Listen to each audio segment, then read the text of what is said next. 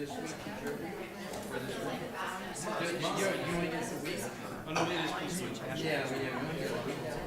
No, we get all year long. Oh, we go here. Did you see this in the news all the time? Yeah, but some of it's not chicken. But my friend was down there in Edinburgh. You know, So either that or there's someone that joined the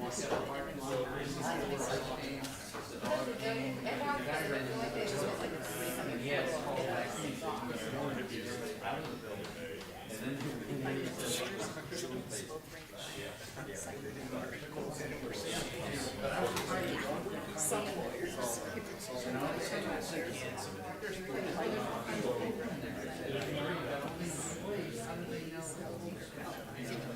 unless they want to, you know, on the day. seriously, Yeah. I was shocked. In fact, I was driving over here on the phone and she told me there was So they found it. Oh, yeah. Hey, where's your partner? She started out by saying, Which one? Tom Bell? Yeah, Tom's gone. No, not Tom. Griffin. Oh, Griffin, oh, he doesn't come anymore. He gave up. she's pregnant. He said, I give up. Yeah, so she stays home now. She's fine. But I think.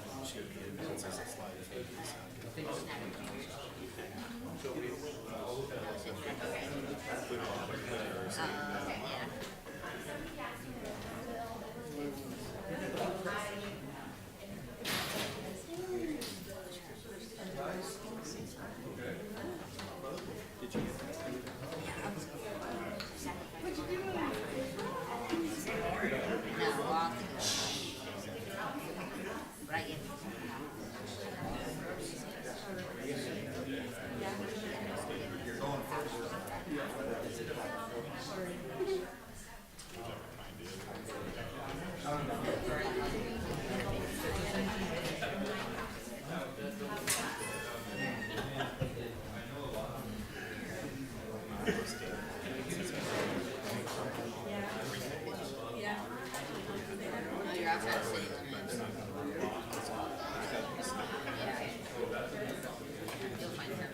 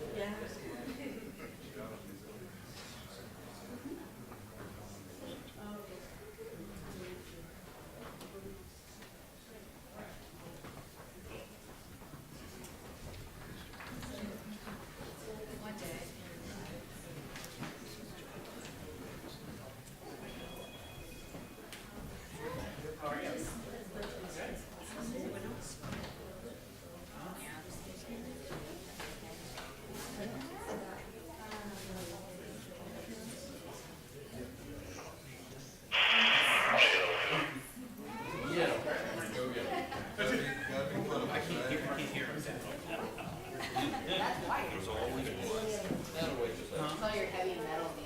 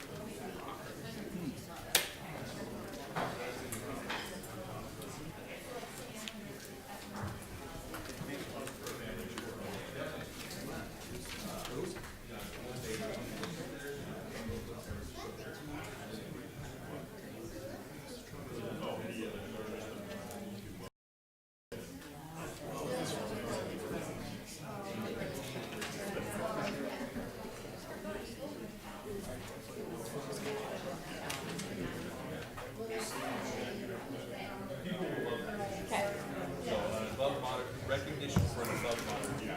Okay. That's basically. Okay.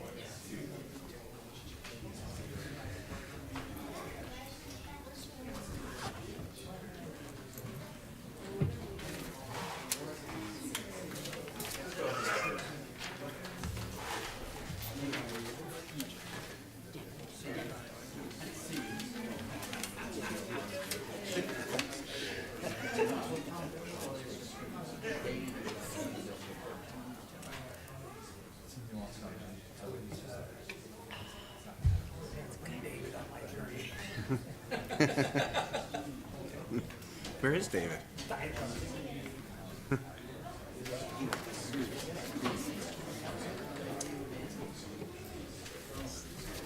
David's riding his bike. Oh, he is. Okay. No, I'm just teasing. I have no idea. Wow, he could be. He's inspired me. I rode it all weekend. Good for you. I know. Not today, though.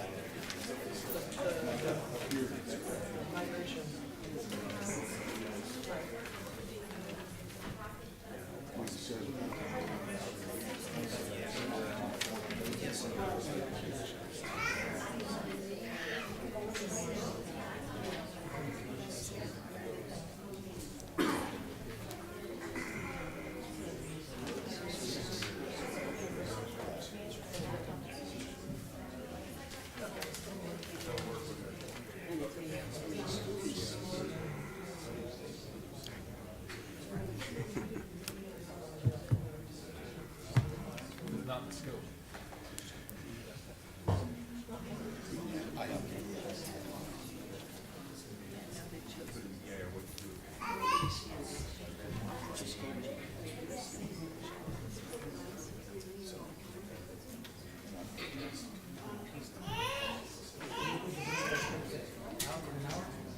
Yeah.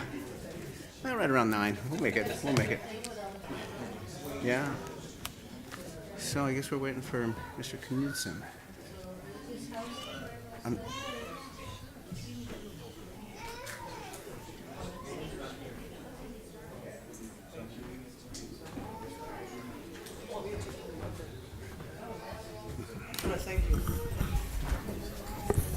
Okay. I would like to call to order the City of St. Helena regular City Council meeting, Tuesday, April 23rd, 2019. We'll begin with the Pledge of Allegiance. If everybody would please join me and pledge allegiance to the flag of the United States of America and to the republic for which it stands, one nation, under God, indivisible, with liberty and justice for all. Thank you. And now for the roll call. Mayor Galbraith, Mayor Ellsworth, Here. Vice Mayor Doring, Here. Councilmember Chateau, Here. Knudsen, absent, Koberstein. Here. Okay, and now we're going to have public forum. Now, public forum is an opportunity for members of the public to speak on matters of municipal concern not on the agenda. Each person's comments shall be limited to 4 minutes. And I just want to take a moment now and talk about this. I won't take long, but I want to mention why we have this. First of all, it's very important to me that and to all of us, that the public have the opportunity to speak at meetings. It's also important to recognize that we have to do these meetings in an efficient and timely way. We have staff that have to work tomorrow, so the more we can find efficiencies in the meeting, it's helpful. some of the things we tried to do to make sure that folks feel that when they come up here to speak, this is not their last opportunity or their first opportunity to speak on a subject. We've been putting out agendas much earlier. We try to get our agendas out 10 days early so folks have a chance to really look at those agendas. If they have questions or concerns, they can bring them to us early. We also have made ourselves available and want to keep making ourselves available between meetings for people to talk to us. So I just don't want folks to feel that this is their last opportunity to speak on something. And the reason we keep it at 4 minutes is that it's really the most fair way to do it. If we allow somebody longer and somebody less, it's not really fair. At the last meeting, I made an error, and I want to apologize for that in letting somebody go over, and I didn't let somebody else go over. So I think if we all do it together as a community and try to respect this 4-minute rule, I'm really pleased when people come up here to speak, and I want to encourage people to speak. I want them to be proud of what they have to say. I want to listen to what people have to say. But if we make our statements and we work on them ahead of time a little bit, we can make sure that 4 minutes, we can get everything we need to say in that 4 minutes. And if there's further stuff that has to be said, we can talk about it before or after the meeting. So that being said, I want to open up the public forum for anybody with public comment. Yes. Yeah, I'll shoot for 3 minutes. My name's Timothy Bledsoe. I'm here with Marty Divot, and we are representing Community Action Napa Valley, better known as CANV. We both sat on the board of directors, and we wanted to thank you for the opportunity to represent our agency momentarily, and we want to tell you what we do in St. Helena. As an agency, we distribute nearly 2 million pounds of food a year. In St. Helena, the pantry serves 162 households and about 466 individuals. 12 seniors are served by a brown bag program, which enables seniors that are 60 years and older to receive food twice a month. 40 households for a total of 166 individuals access the free food markets. We also have the Meals on Wheels, which in the county we serve about 110,000 meals a year, and these are for homebound seniors. We serve 6,240 in St. Helena, and we also have a quit smoking program. So on behalf of CANV, we just want to say thank you for all you all do for your community and for our valley. Thank you. Thank you very much. Thank you.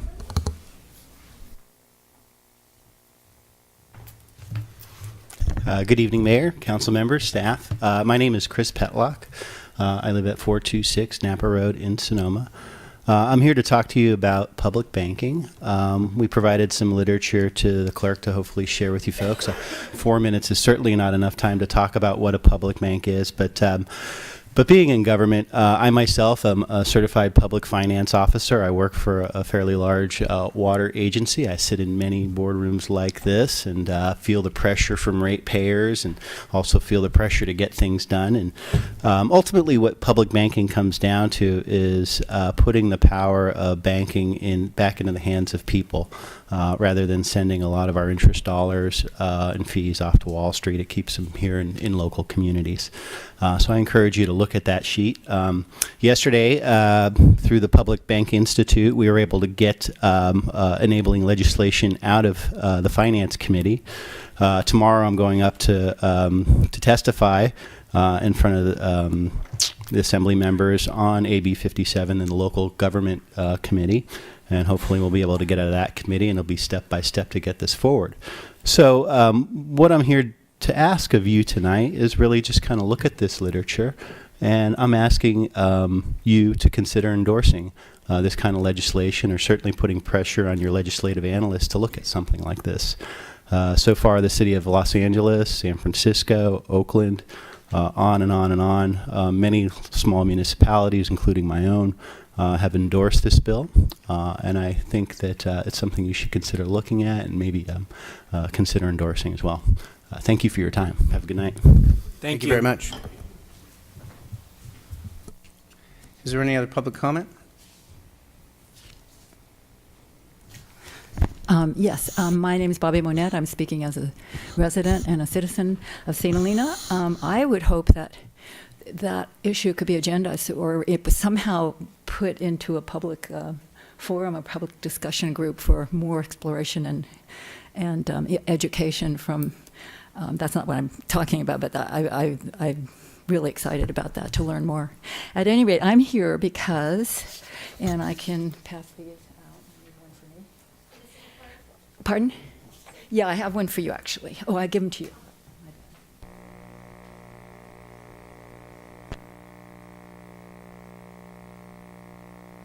I've been here before as a representative of the Napa Coalition, Tobacco Coalition.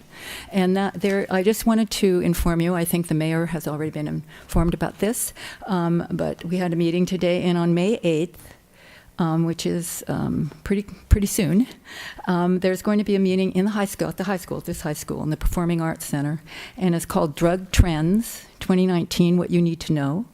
The Up Valley for Youth Partnership is a sponsor, the Napa County Office of Education, and also Up Valley Family Centers are sponsoring this event.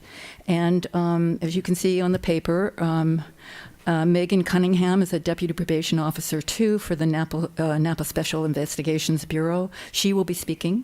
Dulcie Murillo from Aldea, Behavioral Health Coordinator, and Bernice Espinoza, Attorney at Law, Sonoma County Public Defender's Office.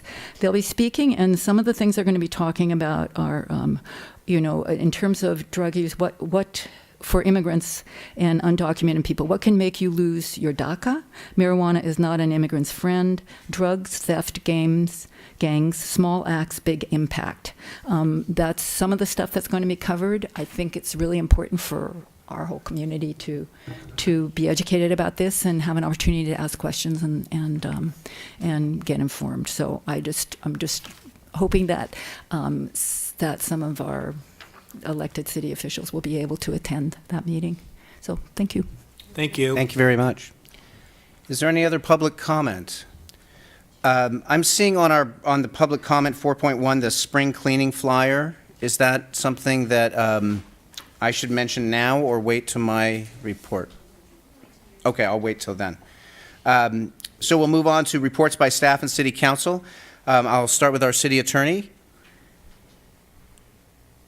No general comments other than to report that the City Council did meet in closed session this afternoon to discuss those 3 items designated on today's closed session agenda.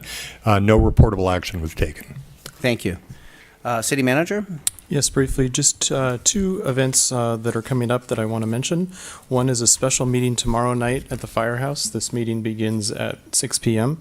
And the agenda for this meeting includes 2 topics that are the discussion and analysis of conceptual enhanced infrastructure financing district. This is EIFD financial potential. And the second half of that discussion is a discussion of conditions, community values, and process related to possible future lease or sale of Adams Street property.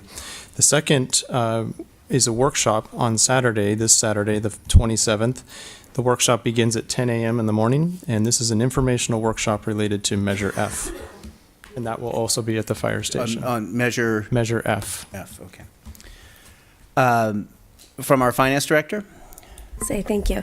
Just a reminder to council as well as to the public that on, Wednesday, May 9th. I went blank. Wednesday, May 9th from 9 to noon in the firehouse is our budget workshop.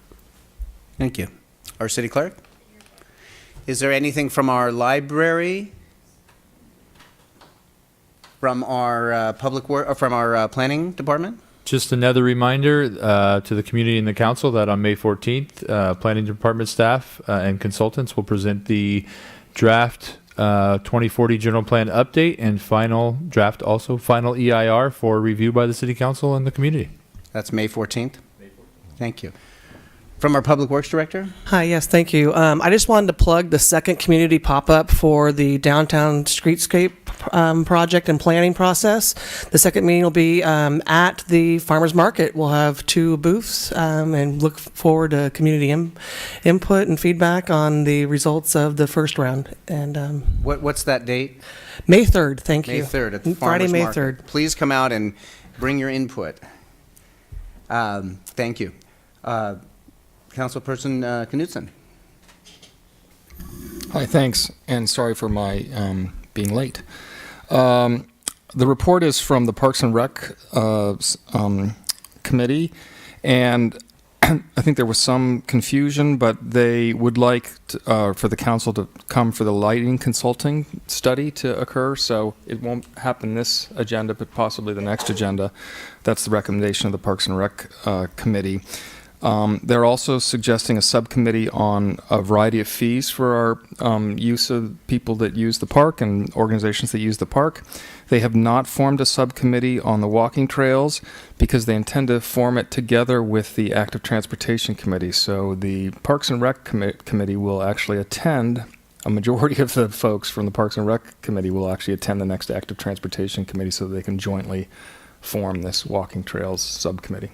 Very and that's good. the update. Thank you. Ms. Chateau? Yeah, I'll say an update for the library. The standout, most exciting part for me was that the school district is partnering with the library to provide free brunch this summer for children. So that happens through our public schools. There's a free and reduced lunch program, and this summer, to keep that going, there'll be a period of time where we'll be providing the space and some activities that'll go with brunch. So And look for that. Is that this brunch summer. on a daily basis? Yes, for Very a good. certain amount of time. Thank you. Yeah. Ms. Coberstein? Mr. Doring? Okay, well, I will talk about our 2019 spring cleaning, Spruce Up St. Helena. That's going to be on Saturday, May 4th at 9 a.m. The rally point is going to be in front of the library, and I've been working with Police Chief Foley on getting this organized and with the Public Works. So we'll do a rally point in front of the library at 9 a.m. on Saturday, May 4th. We're going to work on cleaning up Main Street, painting curbs, work around City Hall, the library, and Crane Park. We may look at a few of the other public areas, but those are our main areas. So come out on May 4th to the library at 9 a.m. Bring some work clothes, some gloves, and a hat, probably some sunscreen. Favorite tool if you wish, and come sign a volunteer waiver, and then we'll start from there and move off through the town. So hopefully we'll have a great turnout. So that is my report, and we will move on now to presentations and public recognitions. We're going to start with an oath of office for Dispatcher Brenda Ortega.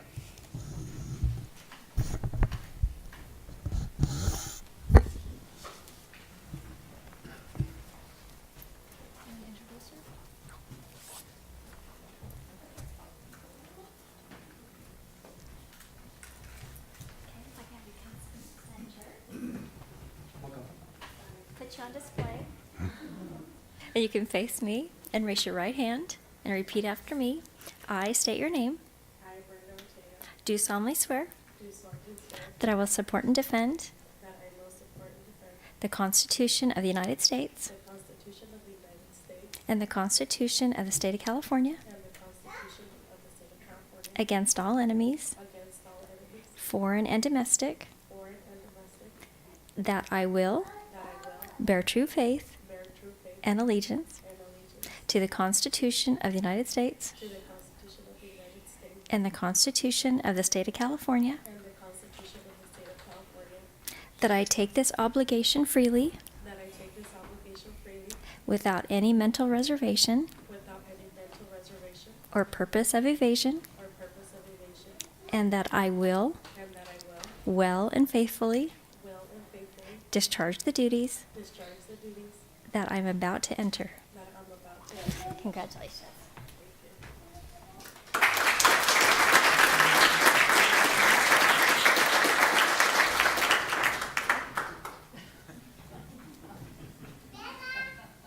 She's braver than I am. I have a son count.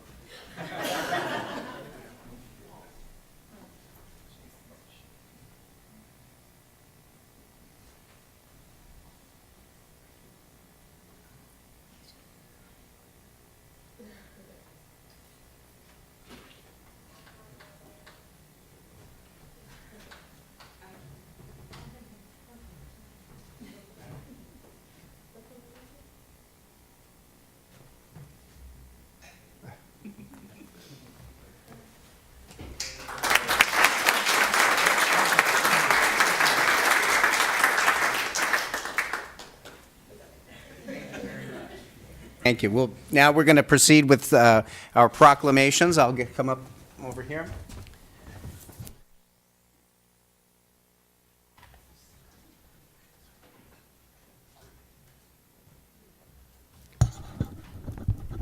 Our first proclamation is for National Police Week. And would the chief like to join me? Would you all like to come up and join me?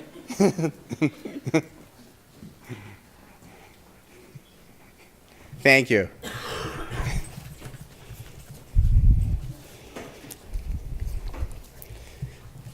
You're most appreciated. This is City of St. Helena Proclamation, May 12th through May 18th, 2019, National Police Week. Whereas the members of the law enforcement agency of the City of St. Helena play an important role in safeguarding the rights and freedoms of the citizens of our community. Now, therefore, let it be resolved that I, Jeff Ellsworth, Mayor of the City of St. Helena, do hereby proclaim the week of May 12th through May 18th, 2019, as National Police Week in the City of St. Helena. All citizens are asked to join in commemorating law enforcement officers, past and present, who by their faithful and loyal devotion to their communities have established for themselves the rights and security of all citizens. Thank you very much. Thank you. Would you like to say something very brief? Thank you, Mayor Ellsworth, City Council members. It's an honor to work and serve the city of St. Helena and its community members, and we will do our best moving forward to uphold the highest honor of law enforcement and the highest expectations of the city. Thank you. Thank you.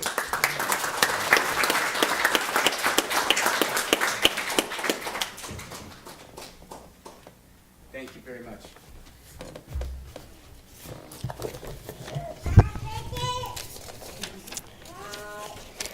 Our next proclamation is Bike to Work Day, Thursday, May 9th, in the City of St. Helena. Whereas the City of St. Helena is committed to making our community safer and more convenient for bicycle commuters and encouraging increased bicycle use.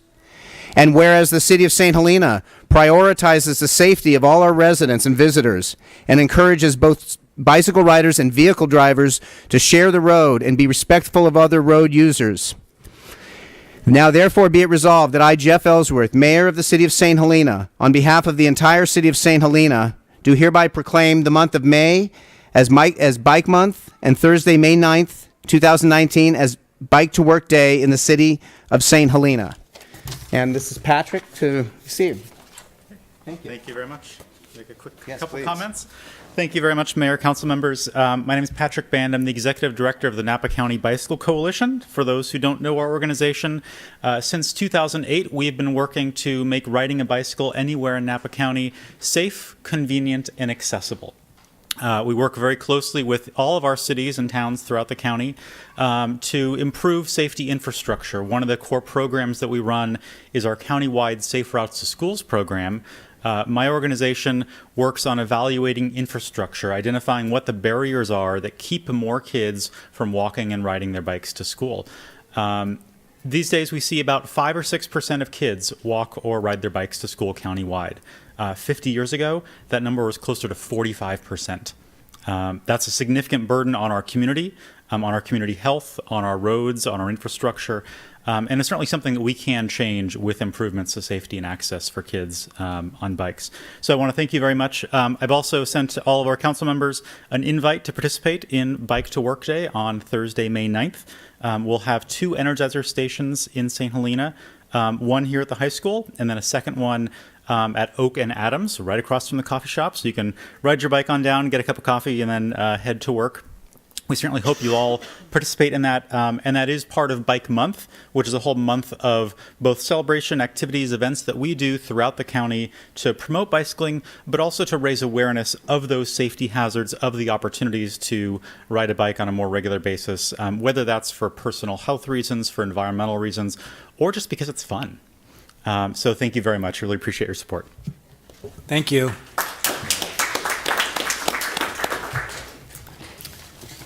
Okay, our next proclamation is the City of St. Helena Proclamation for Building Safety Month, May 2019.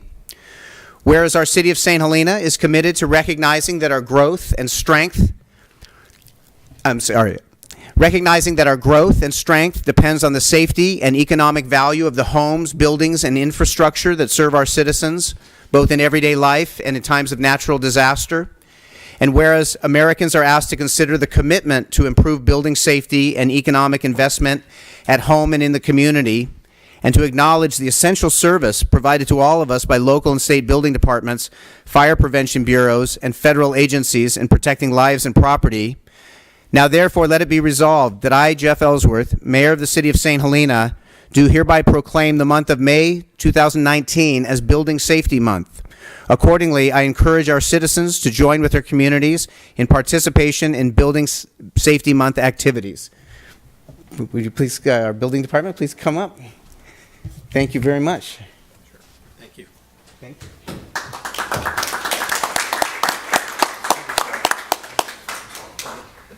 So many of you know Philip and Sophia here, but Philip Henry is our building official and Sophia Johnson is our building permit technician. And they basically single-handedly, or I guess double-handedly, process all of the building permit applications that come through the city. And Philip has a presentation to commemorate Building Safety Month, and I think Sophia will be jumping in to assist as needed. Thank you. Great. I'll leave you to it. Thank you, Mayor and council members. Glad to be here to make this little presentation of what we do at the building department. And we celebrate our code council that publishes our state code, basically sets aside the month of May for Building Safety Month. And so we have 5 weeks in the month of May, and we just want to talk quickly about each week has its own basic theme. So the theme of the month of May, Building Safety Month this year is No Code, No Confidence. And what is Building Safety Month? But Building Safety Month is a public awareness campaign celebrated worldwide during the month of May, and it reinforces the importance of our modern building codes. You can, oh, thanks. So it also promotes strong and efficient system of code enforcement and a well-trained staff to maintain that system. Week one, the theme of that is preparing for disasters, building strong and building smart. We're finding out that when the fires come or the floods come, that's too late to decide what we've done in preparation. So the theme for the first week is to basically prepare for disasters. What we're finding out is that using a good, strong building code, we can do some things that help with fire resistance and maybe mitigating some flood disasters. So having a good, strong building code to address the integrity, the lighting, the ventilation, the safe egress, construction materials is all part of what the building code addresses. You can go on to next week. Preparing for disasters, you should always think about what am I going to do in the disaster. Just like I said, when the disaster happens, that's not the time to prepare. I took this picture on Highway 29 back from the October 2017 fires. And it's just kind of sobering to see the smoke and the fires literally surrounding the city. And, you know, that's kind of, it's also a time to reflect back on what have we done to prepare. And we certainly at Building Safety, we're trying to do our part to make sure that homes are constructed so that they have a chance of survival if there ever is a fire. There's lots of tips that are available on different websites, and I know there's different organizations that go around and promote how to prepare your family for a disaster. We've provided some handouts on the back table that you're welcome to that will also give you some tips. It's interesting to note as far as like floods, we typically think about a whole house being flooded, you know, under several feet of water, but what we're told through the insurance agencies is that 1 inch of water in a house can end up costing about $25,000 of damage. So anything we can do to prevent that is something that we're trying to do. You can go on to the next slide. So week 2, the theme of that is ensuring a safe future through training and education. It's really important that our staff stays trained and up to speed on all the latest materials. We constantly get new materials that are brought before us for us to approve and look at. So we constantly have to train both Sophia Johnson and I stay up to date as best we can with new products and new code requirements. Next is week 3, securing clean and abundant water for all communities. And our building code and our plumbing code more specifically, and the green codes help us make sure that we have a clean and sustainable water supply.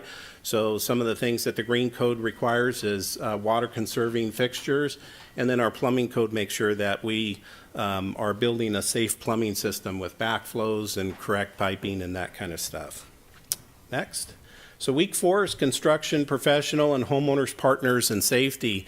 And it's been my experience, you kind of hear it sometimes from different people, but they tend to think that it's us against them, and we don't want that to be that way in our community. We want to be a partner with not only the designers, but the contractors. We have the same goal in mind, and so we want to work together.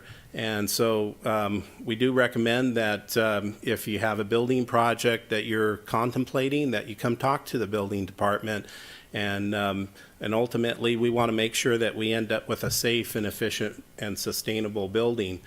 Somebody once said to me that if the code official does their job correctly, we don't have to think about being in a building such as this. Most of the time, we don't think about, do we have enough exits?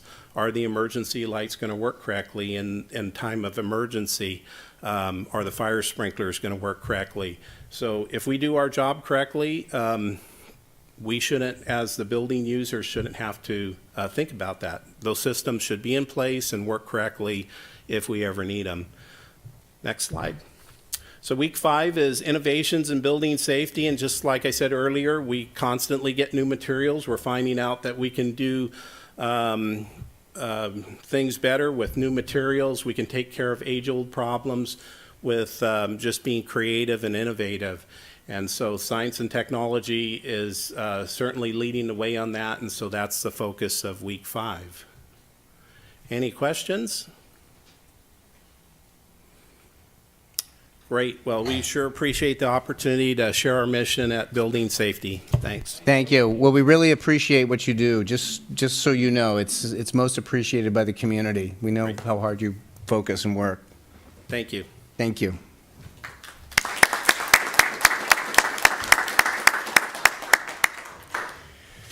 Okay, we'll move on to consent items. Members of the council or the public may ask that any items be considered individually for purposes of considering alternative action, for extended discussion, or for public comment. Unless that is done, one motion may be used to adopt all recommended actions. So I'll read the numbers, and if anybody wants to pull an item, please make us aware. 8.1, 8.2, 8.3, 8.4, 8.5, and 8.6. Seeing none pulled, I would... And 8.6 has been removed. Oh, I'm sorry. Sorry about that. Okay, so 8.5. So nothing removed, so I would entertain a motion to pass the... So moved. No. So is there a second? Second. And roll call, please. Vice Mayor Doring? Yes. Councilmember Coberstein? Yes. Chateau? Yes. Knutson? Yes. Mayor Ellsworth? Yes. Okay, we'll move on to public hearings. This is 9.1. First reading and introduction of an ordinance amending St. Helena Municipal Code, Section 17.08.060, to provide for the review of water usage data of recipients of land use entitlements, to verify compliance with representations during project review, and conditions of project approval. This is prepared by our city attorney, Mr. Brown. Thank you. This ordinance ought to be familiar to the public and the council by now. This is the last piece in a collected set of ordinance amendments that are that essentially resulted from a request from the public, and specifically Mr. McKelly, I think, is out there, who, along with others and members of the council, felt that it would be appropriate to, in addition to having staff reviewing water usage data of the city's large water users and those users under water use agreements or recipients of land use approvals, the interest was raised in allowing the city council, or at least a subcommittee of council members, to put an independent set of elected eyes on this water usage data to verify that we were having, first of all, to verify just what the use was by the city's large water users, and then also to verify compliance with terms and conditions of water use agreements, and finally, with representations made by land use applicants and conditions imposed, water-related conditions imposed on applicants for land use entitlements. The City Council has already passed an ordinance amending provisions of Title 13 of the Code that address the interest, the first interest in allowing City Council verification of the water use data of large water users and water users under city water use agreements. This ordinance before you this evening is one that needed to go a more circuitous path because it involves an amendment of the city's zoning ordinance, and zoning ordinance amendments require review first and recommendation first by the city's planning commission. So this ordinance is the last piece in that overall set of regulatory changes. The planning commission did review the ordinance. It made a variety of what I would call non-substantive changes. They didn't those revisions proposed by and adopted by the planning commission didn't make what I would view to be substantive changes in the ordinance, and so that recommendation was made by the commission and is before the council this evening. I'm happy to answer any questions. Thank you. Is there any initial council discussion? Okay. I'm going to open the public comment.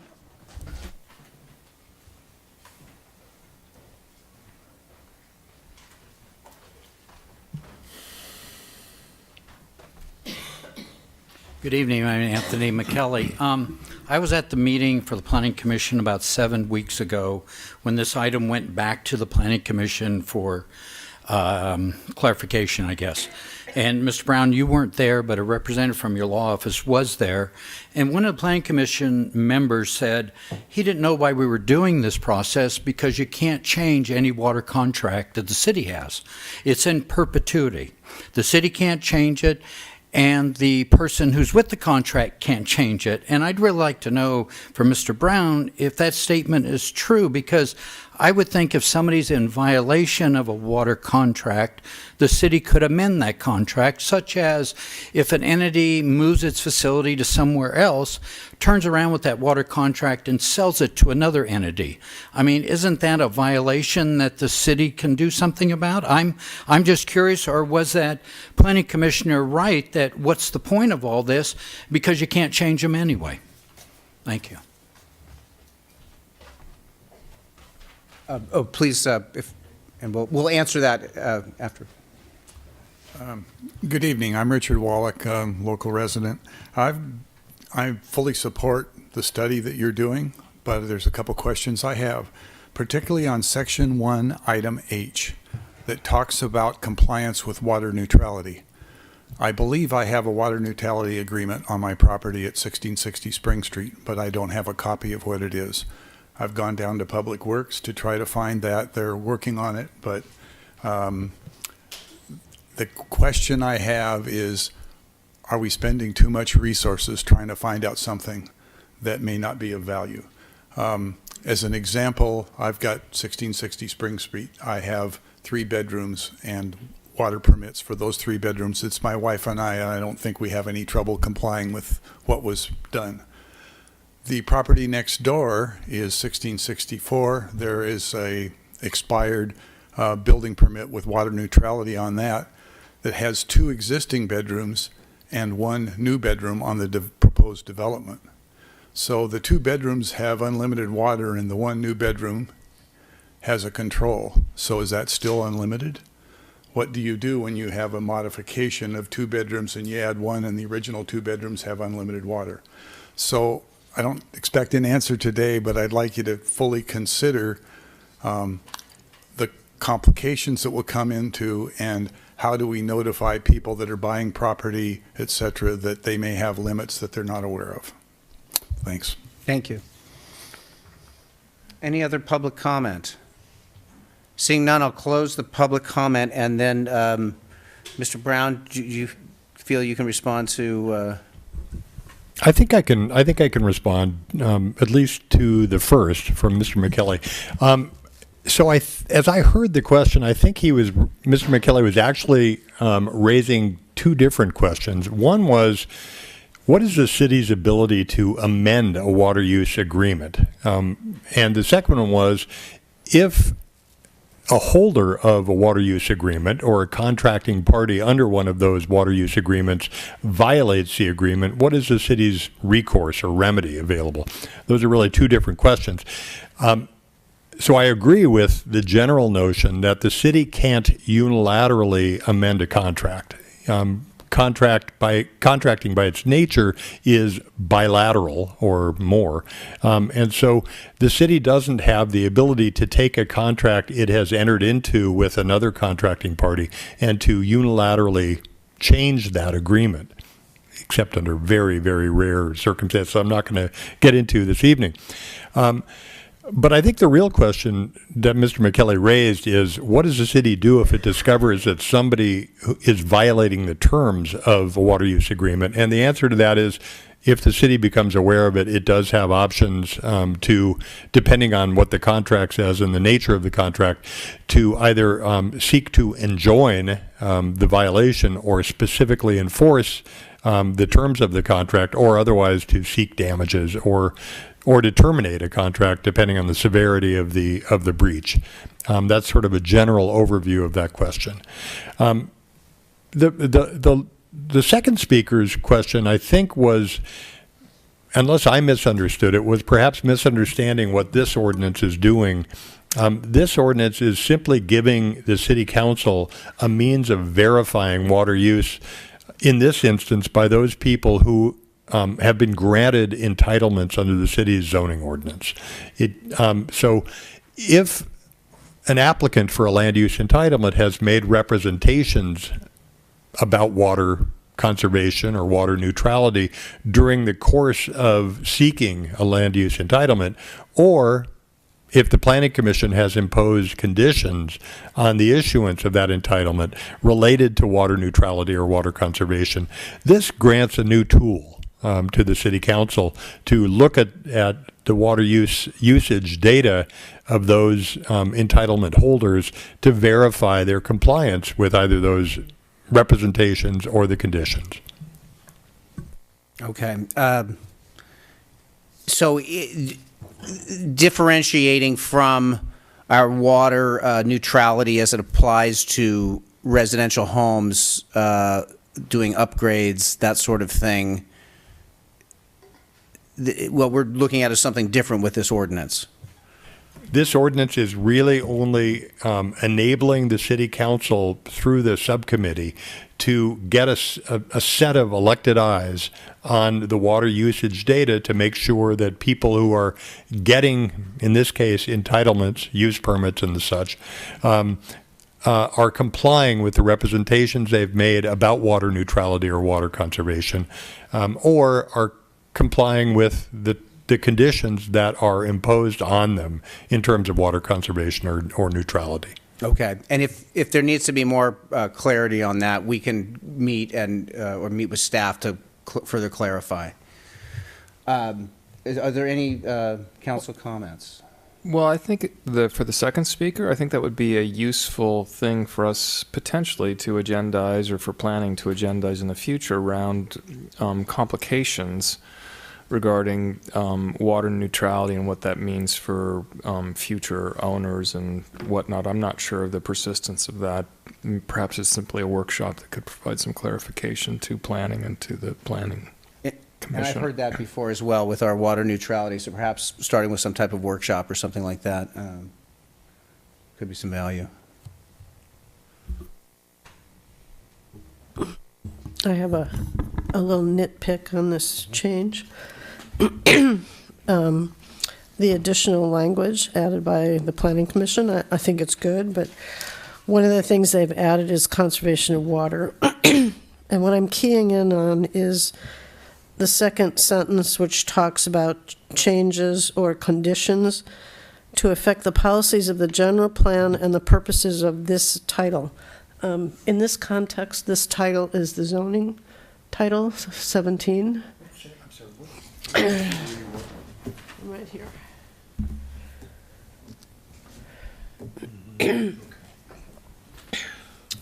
It's talking about changes can be made to affect the policies of the general plan and the purposes of this title. I believe this title in this context is Title 17, zoning. Some of our conservation, I think the only conservation of water principle that's in Title 17 relates to landscaping. So if we intend to draw in water neutrality or something, I think we got to reference that title also.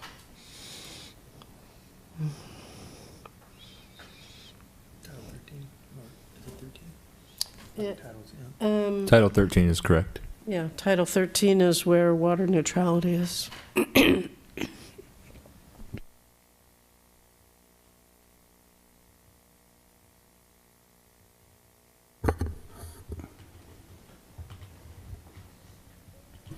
We can certainly add, a reference to Title 13 as well. Okay. Is there any other comment? All right. Seeing none, I will, the recommendation is to introduce and approve the first reading of the ordinance, amending section 17.08.060 of the St. Helena Municipal Code by title only and waive further reading. Is there a motion? I'll move approval of the staff recommendation And as amended with the reference to Title 13. and is there a second? Second. Roll call, please. Vice Mayor Doring, Yes. Councilmember Koberstein, Yes. Knudsen, Yes. Shuto, Yes. Mayor Ellsworth. Yes. Okay, we'll move on to old business, 10.1. This is the St. Helena Chamber of Commerce Annual Report and fiscal year 2019-20 budget. This is prepared by Mr. Prestwich. Thank you, Mayor. The city has an annual agreement with the Chamber of Commerce for marketing and promotional services. The agreement calls for an annual report to be delivered to the city by May 31st, and tonight we're pleased to have the President and CEO of the Chamber, Amy Carava.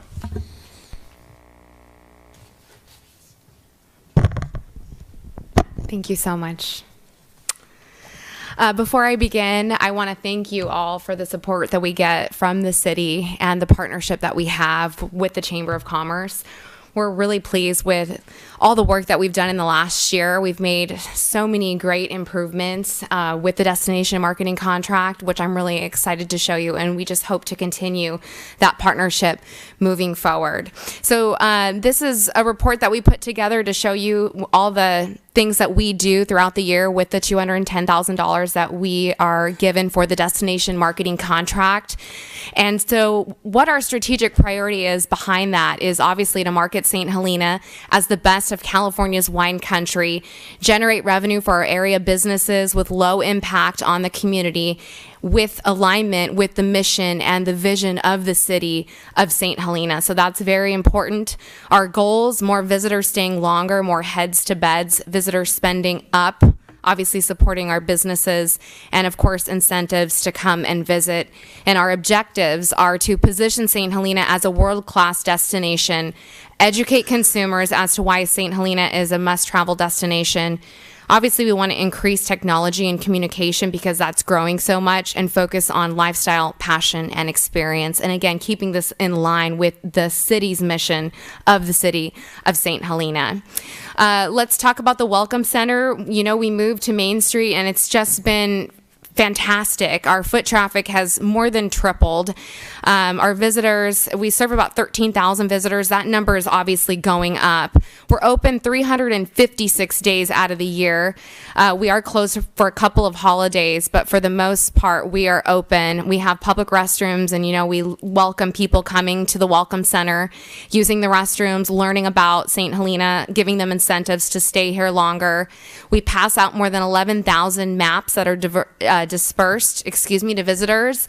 We handle visitor emails, phone calls. We also have somewhat of a concierge service inside that Welcome Center. That was something we really wanted to enhance, is that when people came to the Welcome Center, we're booking them somewhere. We're really wanting them to stay and feel welcome here. That's very important. We have volunteers now, which we never had, and we're offering retail, which is great, so people can leave St. Helena with something, whether it's a cup or a pillow that says St. Helena, something, which is just great to brand the city of St. Helena. We also do, I'm very heavy with social media, and this is huge because the number one reason people do marketing, and the number one form of marketing right now, is social media. So we produced, and producing videos is very expensive, but it's a total of 16 videos. We have 10 that are being shot in May, and these videos, I'll play one of them for you. They're all different. Some of them are very short for social media. Some of them are a minute long. This one was promoting mustard season. We promote harvest season. We do hotels. It really just depends on what the focus is of the video, but we have a pretty extensive strategic digital video marketing plan. I keep track of that. We shoot the videos, we roll them out at certain times, and we hope that it's just another great way to promote the city of St. Helena. Involving media coverage, we do so many different things with media coverage, anywhere from print to digital, social media, of course. So this is just a great example of something that we put together with 7x7 magazine digitally. 5 best day trips from San Francisco, which is great for visitors because they go into San Francisco, and we featured Las Alcobas, the Charter Oak, St. Helena Cyclery, shopping down on Main Street, and also Hall Wines. That was something that was featured, and it got a lot of traction. This was in Sonoma Magazine. This was great because Sonoma Magazine promoting best Napa wineries for first-time visitors, and it was all St. Helena. So that was perfect. Great coverage. We also did some television coverage, 100 Things to Do in Napa. Everything was St. Helena that was discussed in the Sacramento television market. And it was just a really great way, again, to promote St. Helena. We launched our brand new website, which I'm very pleased about. It looks aesthetically beautiful. The SEO and analytics are up, and I'm talking way up. And here's the numbers for you. So our monthly page views are about 16,826. The number prior was less than 6,000 on the old website. Our monthly visits, 7,000, so almost 8,000 for the monthly visits. Again, that's up. Traffic on the main hotel listing pages. So if you click the hotel page on the website, the traffic's gone up just for the month of March from 495 from last year to 961. That is a 94% increase for people going to the website, going to the hotels, and then it directs them to hotels to book. So that's great. You can see our users is up slightly, new users is up slightly, our page sessions is up, page views. I mean, it's been really, really wonderful. In regards to social media coverage, I can tend to geek out with social media because I just love it. But we're so proud because we work very hard. We take the destination marketing contract very seriously with the city. And so overall, our social media presence, and I'm talking Twitter, Pinterest, Instagram, and Facebook, because we do have strategic posts on all 4 platforms, that is up 51%.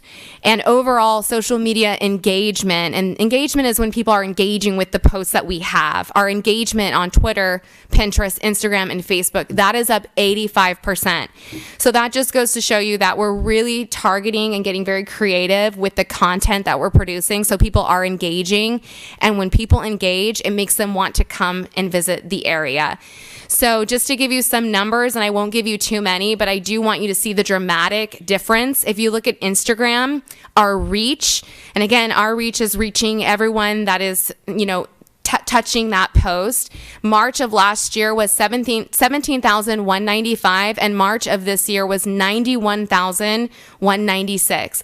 So that is the reach for the month, and you can see that is just a huge growth. In 2019, we averaged on posts. So every post that we did, we averaged 4,000 likes. Compared to last year, it was 500 we averaged on likes on posts. So that, again, is a huge increase. So you can see the numbers are there, and I can answer any questions regarding this after the presentation. Here's a map just to kind of show you the growth for social media. It shows you the numbers. I'm happy to report as of today, we're at 13,600 followers on Instagram. And you can see that's just a dramatic increase from last year. It's almost double the amount. In regards to digital ads, we do digital ads for a number of things. We do them for community events that the chamber puts on. We also do them for hotels. We do it for restaurants, wineries. We pay for digital ads on our platform.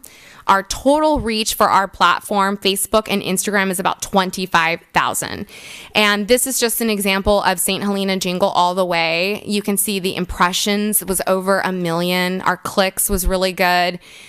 We did a holiday giveaway. We've been doing a lot of giveaways on our social media account because, again, it interacts with visitors, especially on Instagram. And it's just a great way to market the city of St. Helena. It gets people involved, and they get a prize, and they come here and visit and retrieve that prize.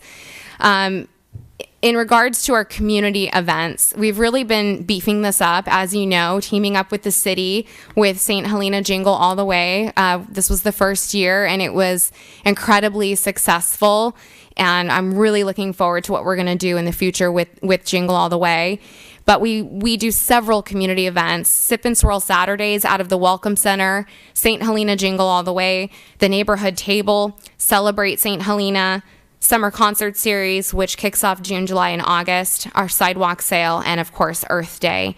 So again, just a number of events that we put on with hopes that people will come and visit, but also for the community as well. It's a good mixture. We put on a Little Book of Big Experiences, and we revamped this. This is a marketing tactic that we do as part of our agreement with our destination marketing contract to try to attract visitors to come to the region during the slower season. And so we changed it a little bit, and we did really, really well. We sold 650, but each book is for 2.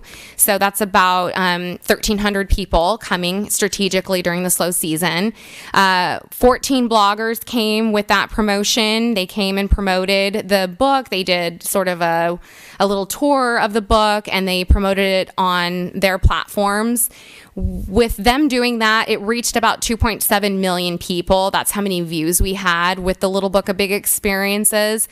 We teamed up with some tourist companies, Bow Wine Tours, Platypus Tours.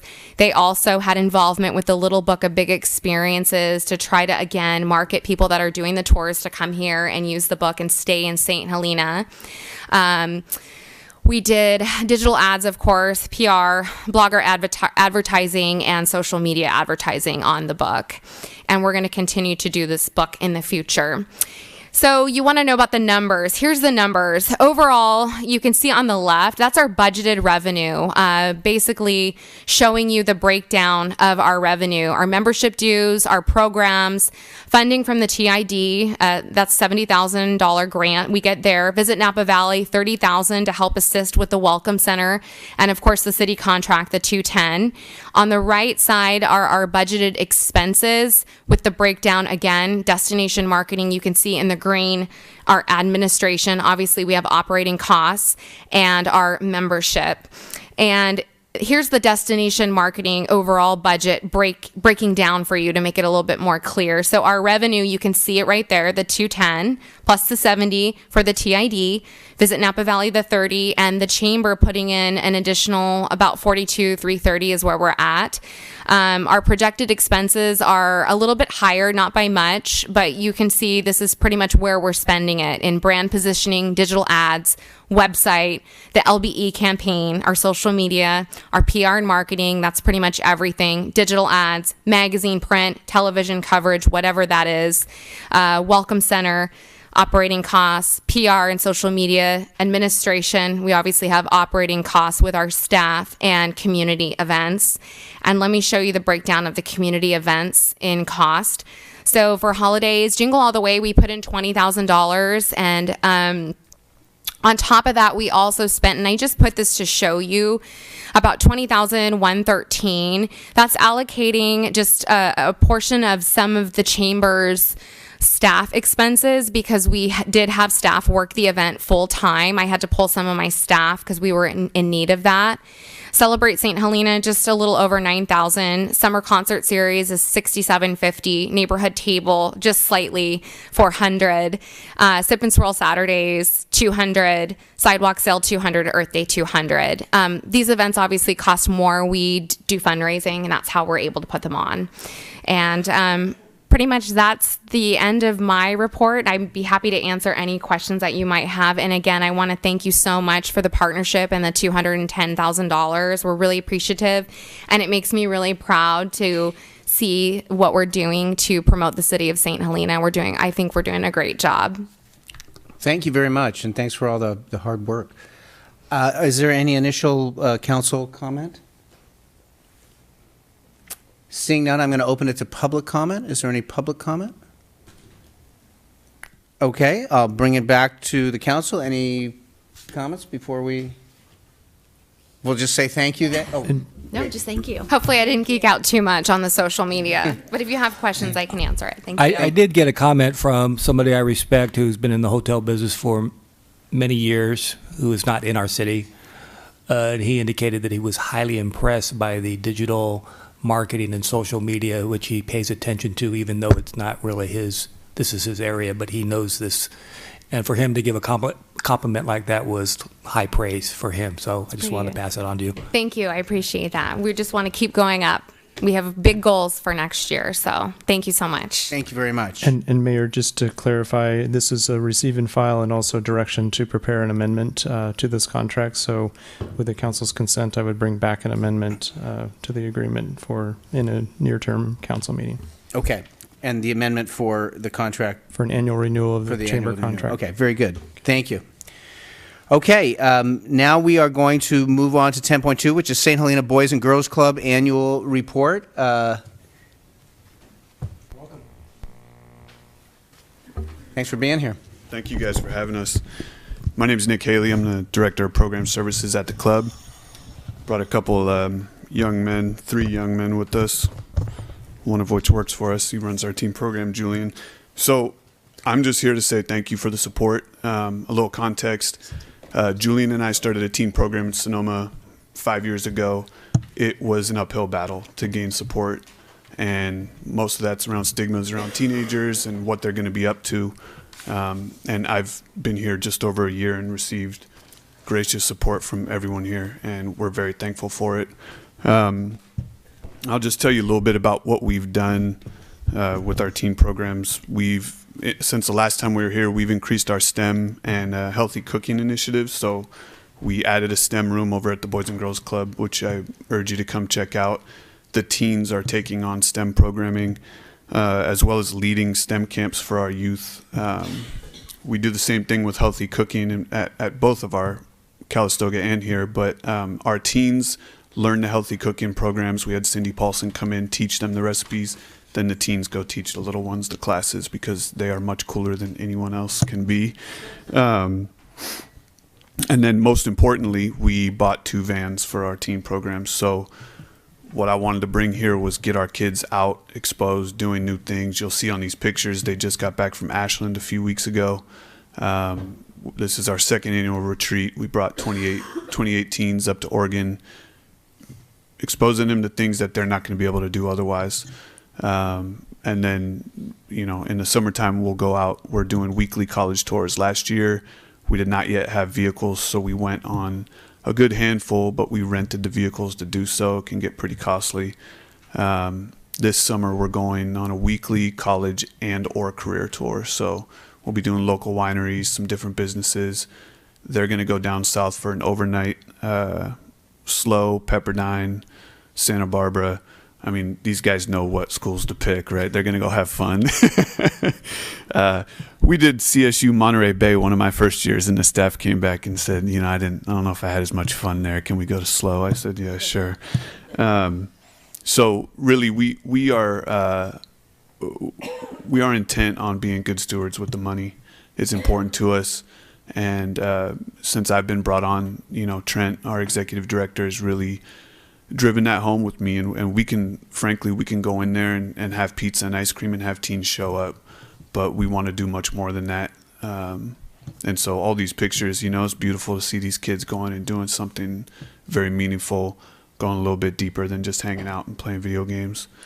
I was not able to go. So if you have any questions about the retreat, I brought a few. My wife had a baby, and I was not allowed to go, obviously. So she said, you can go hang out with the teenagers some other time. So if you have any questions, I have Brian, Eric, and Julian here, just in case. But thank you very much. We greatly appreciate it. Thank you. Thank you. Is there any initial council comment? No, if you have anything you want to say, go ahead. Hello, my name is Eric Martinez. I am a junior at St. Helena High School, and first of all, I'd like to say thank you for the people that fund these types of trips and also that fund the Boys and Girls Club. And because of these funds, they're able to provide so much for the youth, the community, and I'd like to say because of them, I am the man that I am today, and I am the man that I will be as I grow up. I've been attending the Boys and Girls Club since I was probably a third grader, and I'd like to say it's a home away from home. And I've been really been able to express myself and be creative and be my own person. And I attended this retreat, and to be honest, I didn't know what to expect. I don't travel a lot. It was nice to get out of my comfort zone, and I came back, I'd say, a completely different person. This experience allowed me to open up my point of view towards life. We did a couple activities that were really, I say, important to me because they helped me build up my self-esteem. And not just my self-esteem, but the self-esteem of other teens that were there. We touched topics about mental health or, just growing up and going through the struggle of being a teenager. And I feel like I was really able to open up myself with the staff, with my peers. And because of this, I feel like I was able to really come back and start enjoying St. Helena more and not take things for granted. I'd say I wish that most teens that attend the St. Helena Teen Center could experience this, because I feel like this could be a game changer or even like life-changing for most students.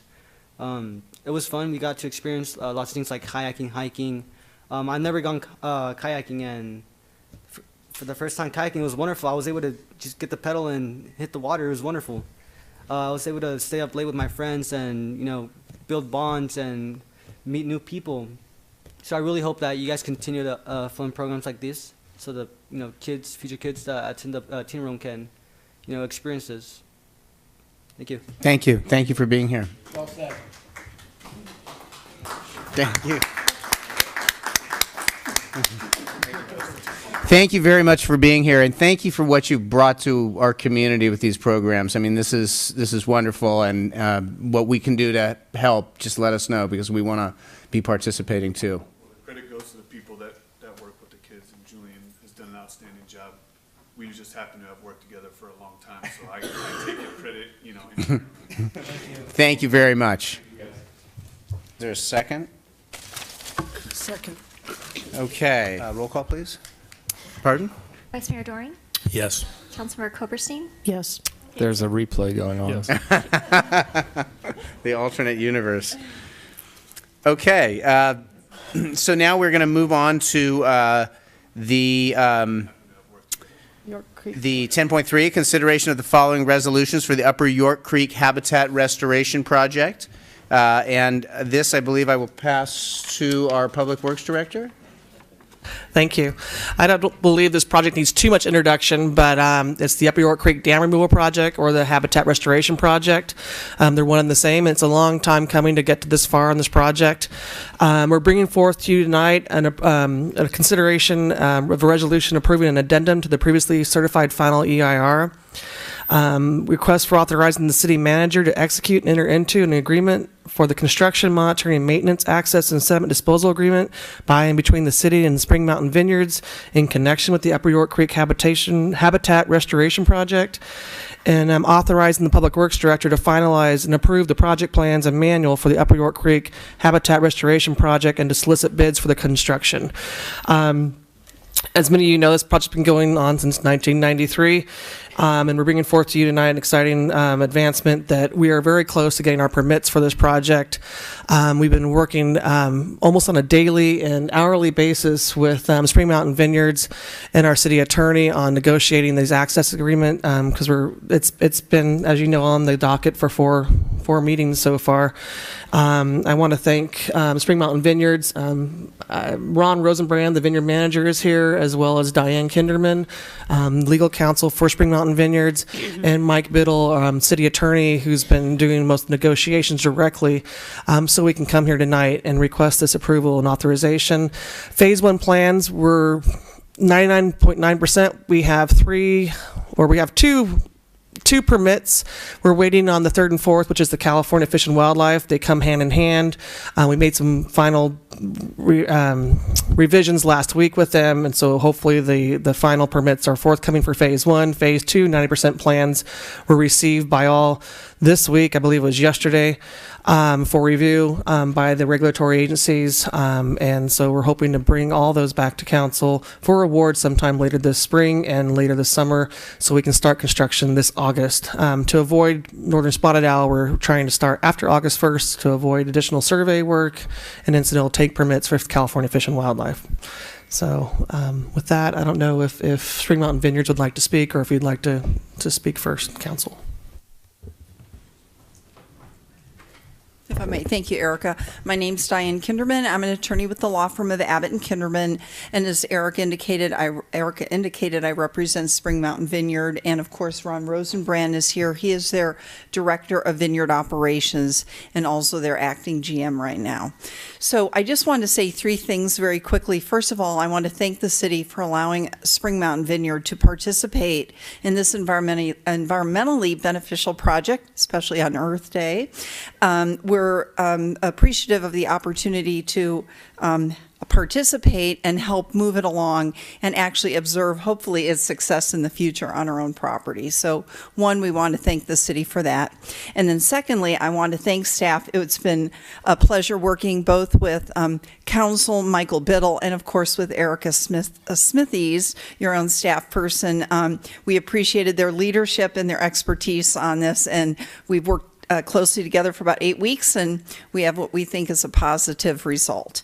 And then finally, wanted to let the city know, assuming that they're going to approve the access agreement, Spring Mountain Vineyard is prepared to execute it tomorrow.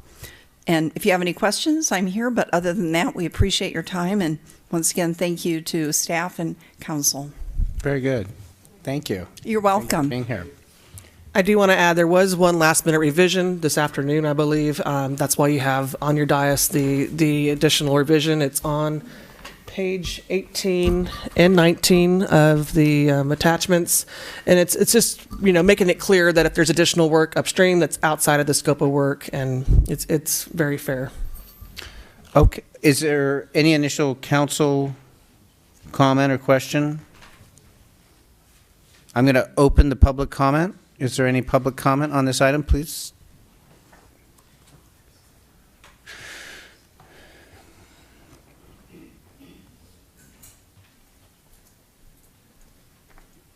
Hi, my name's Tom Belt, and I live at 1520 Hillview.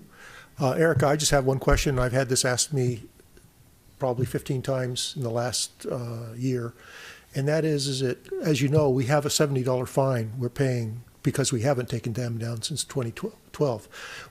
At what point does that $70 a day fine stop? Do we have to have the dam completely down, or when we begin construction, to remove it. What, can you just tell us when that would be? I would need to get back to you on that. Oh, okay. Is there any other public comment?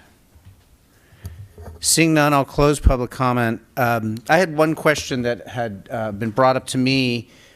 Somebody from the public wondering or wanting to make sure that the habitat downstream from the construction site as it was happening, that the considerations for the downstream habitat areas are included in what we're doing. Yes. There's been many studies in the last 2 years just to see how the sediment will transport, how it will affect downstream habitat and sediment. The agencies who've been really at the forerunner of this forefront and trying to get them all to agree on it, that everyone's comfortable that this won't be detrimental. That's why we're putting this downstream sediment traps to help improve and not let all the sediment travel at once and or allow it to transport as the rains come. And because we know that once the dam's out, that we'll still have transport. You know, there's a reason why the dam filled up as it did already, and there'll probably be maintenance in that area. Hopefully not, but that's what the downstream sediment traps are for, to help alleviate and carry it naturally as the rains come. So it's been looked forward and backwards, but as we all know, Mother Nature will take its own course. We're hoping though that this approach, as collaborated by all the regulatory agencies, as I've said before, I've never seen so many people in a room other than a Caltrans meeting, and they're from all over the Bay Area. It's not just Caltrans, it is every agency, federal, local, and state. So it's quite impressive. I'm just glad that we've gotten this far, and hopefully we get to the finish line this summer. That's wonderful. Okay, well, thank you. Is there any other council comment or question? Okay, so I'm going to... Are there other parties that we have to negotiate with for easements or access agreements other than this party? So we did meet with the county. There were some questions that came up actually on Friday, and the county is very behind this project and very supportive. They're planning to exempt anything we need or do a no-cost permit. And anything upstream or directly upstream of the dam, if anything comes up, is also Spring Mountain Vineyards property and or county right-of-way. So we're taking very care and review of that. So we're not stepping on anyone else's property other than city, county, and or Spring Mountain that's within our agreement. So as I read the recommendation, staff recommends that the council make the following findings in connection with adoption of the resolution included, excuse me, as attachment 1 and related to approval of the addendum. How do we proceed? You can adopt staff recommendation and amendment according to staff. Do we need just one motion or a number of motions? Just one? So if I entertain that motion to follow the staff recommendation. Just one motion would be fine. Is there a motion? And that would be to approve the amended version that was presented to the council this afternoon and referred to in the staff report. Is there a motion? I'll make that motion, and I think it pertains to attachments 1, 2, and 3, just so that it's clear what we're talking about. I'll second. And with a second, and is there a roll call? Councilmember Koberstein? Yes. Chateau? Yes. Knutson? Yes. Vice Mayor Doring? Yes. Mayor Ellsworth? Yes. Very good. Thank you, everybody, for all the work on this. We want to thank Spring Mountain for being here. This is really wonderful. Well done. Thank you. You could sign tonight if you want to. All right. All right. But we'll look forward to moving forward on Yeah. this, and it's really appreciated. And appreciate you making that available tomorrow. That's awesome. Ready to go. Okay, with that momentous moment, or wonderful moment there, we will move on to 10.4. This is the Measure F, Public Information Resources, Workshops, and Open Houses. This is Mr. Presswich. Thank you, Mayor. This is a report that's very similar to a report that came to you on April 9th. This report has additional information, calls for some direction, and relates to the June 4th, 2019 ballot measure that is referred to as Measure F, related to mobile home rent stabilization. So what this report does is, in addition to outlining the public information workshops, which, as I mentioned earlier in the meeting, begin this Saturday, April 27th at 10 a.m. at the fire station. I'll run through these again just as an advertisement. The following Wednesday, May 1st at 6 p.m. at the fire station. And then drop-in format, public information, open houses. So we will have some information and literature, and invite the community to drop by City Hall on May 9th, May 13th, and May 30th between the hours of 4 and 6 p.m. So what we've elaborated on in here relates to the development of the website. So we are going to provide information about the ballot measure, the actual text, the impartial analysis. We will also include our arguments in support and arguments in opposition, along with the rebuttal arguments. And in addition, we will be preparing a frequently asked questions document that's still in development at this time. We're hoping to have that available for this Saturday. There's more work to do. And just checking the calendar about our next Shine newsletter. This is our quarterly newsletter. The next edition, we're collecting articles now at the staff level. Our internal due date is about March 3rd. And with our next utility bills, we're estimating that we will publish that newsletter on approximately May 15th. And so it raises the opportunity to provide an informational article or possibly an insert related to the frequently asked questions in that document. We've identified the cost of a separate mailer, but with and $800 of that $3,500 would be related to separate postage. There is a cost of printing a document, and this is just an example of sort of an order of magnitude. So this is an informational report, but also should the council direct staff to prepare some form of a mailing or an insert, we'll take that direction and proceed accordingly. Is there any initial council discussion on this? I'm not clear about the insert. Could you explain that a little more? Is that something separate or part of the Shine? No, this would be, the Shine newsletter is just a newsletter that's essentially an 11 by 17 folded. And what we would be able to do is add a separate document on the inside of that. So it would be a separate piece of paper that would be mailed with the Shine newsletter. Would it be the frequently asked questions?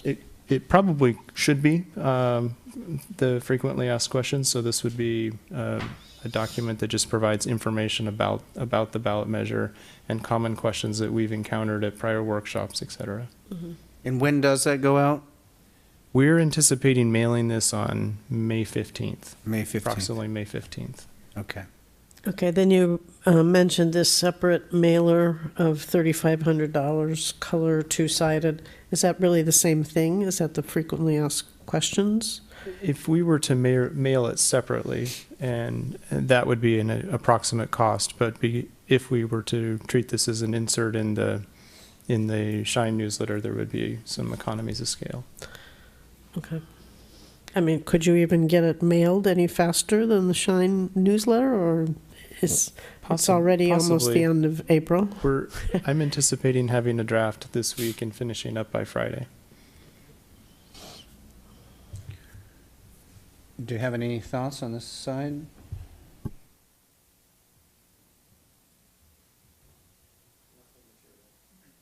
Mr. Doring? Well, I would encourage us to have something in our newsletter. It seems like an appropriate time. It's sort of the natural time when we send out our newsletters.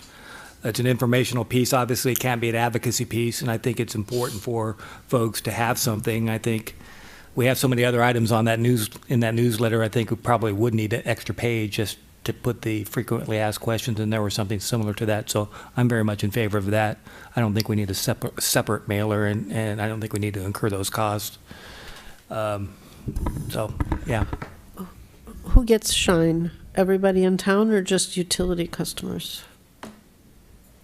It goes out with all of the utility bills, but then now we have provided to our printer a list of all the other properties that don't receive utility bills. For instance, Vineyard Valley, the management receives one bill, but now we actually send the Shine newsletter to all the residents. And the same goes for apartment complexes where there might be one meter. So we send it to every single physical address now. Okay. So how many, what's the total, roughly number that it goes out to? Approximately 2,000. 2,000, okay. So I do actually now have a comment. So will this material that could be part of the newsletter, will it also be on the city's website then? Yes, so we will build a page and it will include the frequently asked questions document, and our Shine newsletters are always published on the website. Yeah, great. Thank you. I did have one other question. Did you say the newsletter goes out at a certain time? And that you're... It goes out with utility bills quarterly, and so our next utility bill is being mailed out in mid-May. So we call this our spring newsletter, and so approximately the same time last year we mailed a spring newsletter. I agree with Paul. I'm comfortable with it going out in the newsletter. Okay, and so the alternative to have it going out earlier would incur that $3,500 cost. It would be the same mailer, it would just go out earlier and incur that extra cost. Right, and that's an approximation. I asked for just a cost on an 11 by 17 to give me an order of magnitude on what that would cost. Okay. If we're printing differently, it may be slightly less. Okay. Any thoughts on that, Mr. Knudsen? Ms. Koberstein? Well, it seems like the time to prepare the additional mailer wouldn't get it in people's hands much sooner than the newsletter. Is that than the Shine letter?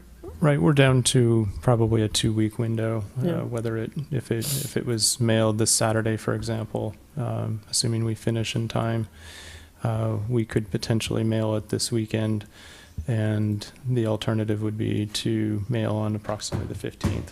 So we set the news between about May 3rd, May 4th, and the 15th. We're putting in motion, reviewing the articles, updating, editing the newsletter, and then eventually coordinating that with the utility bills.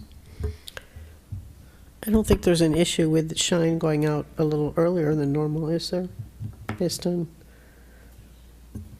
is there? Typically, the Shine newsletter it's included in the utility bill insert, so it's just part of their normal printing process, and Okay. they add it to it. So if it went out earlier, it would actually be a completely separate mailer, so you'd be paying for postage twice. So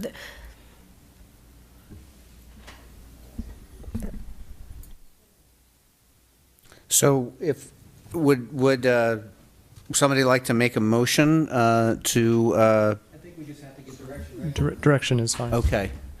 So I think that's what the direction is to, oh yeah, I'm sorry. I'd like to open the public comment, please. Thank you, Grace.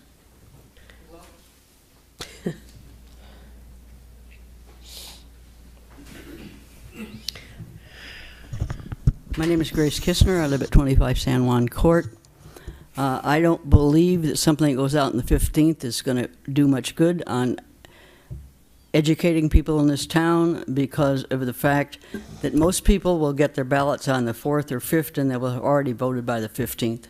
And I think we need to educate this population on this ordinance. I think it's been lacking all along, and we can't do it by ourselves. We're trying. Anyway, that's my comments. Thank you. Thank you. I'm sorry, I didn't take my notes accurately. When did you say that the FAQ would be posted on the website? Was that a different date? I'm looking at a calendar. I think by approximately mid next week, so around May 1st. And I've been using that early May. I think the ballots are mailed approximately May 6th.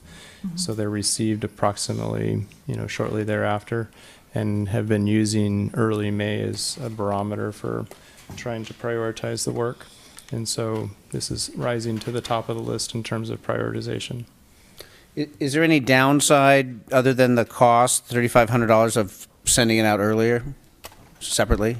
No, the cost is $800 approximately for the the printing, the postage costs. The printing is going to be approximately 20. Again, using the example of an 11 by 17 double-sided newsletter, insert folded. It's because the document's still in development, I don't know whether it fits on a smaller piece of paper or not. And so it's a little early, but that would probably be the approximate cost. Is 800 not 3,500? The cost to mail, the incremental cost to mail would be approximately 800 in postage. I don't think the issue is the cost. I think the issue is what we can do in terms of advocacy as a city council and city, and I think we have a lot of restrictions and limitations, and I think we should be cautious in that regard. So I don't think it's a matter of doing it earlier and expending money. I think we need to avoid that because I think that may cross the line, in my opinion, at least. Well, so I would be cautious to do that. Okay, well, I think that's worth taking your point. So, Ms. Koberstein, do you have a comment? I'm just seeing your light on it. No, I was just confused because I look at it two ways. If you're a community and you don't have a Shine newsletter, what can you do? Is it because we have a Shine newsletter we are more possibly constrained here? Well, I don't know if it's time for me to weigh in from a legal standpoint, but the concern that Vice Mayor Doring was articulating really arises from two California Supreme Court cases.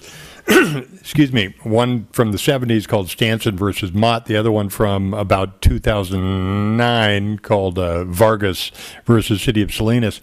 And those cases both dealt with claims that public agency advocacy on behalf involving a ballot measure or a candidate or anything else involving the election implicates and violates the First Amendment rights of those people who might disagree with the agency's advocacy. And for those reasons, the courts have been very careful in limiting what agencies can do and what they have deemed to be advocacy, what the courts have deemed to be advocacy. The best roadmap we have is the Vargas case from about 2009, as I said.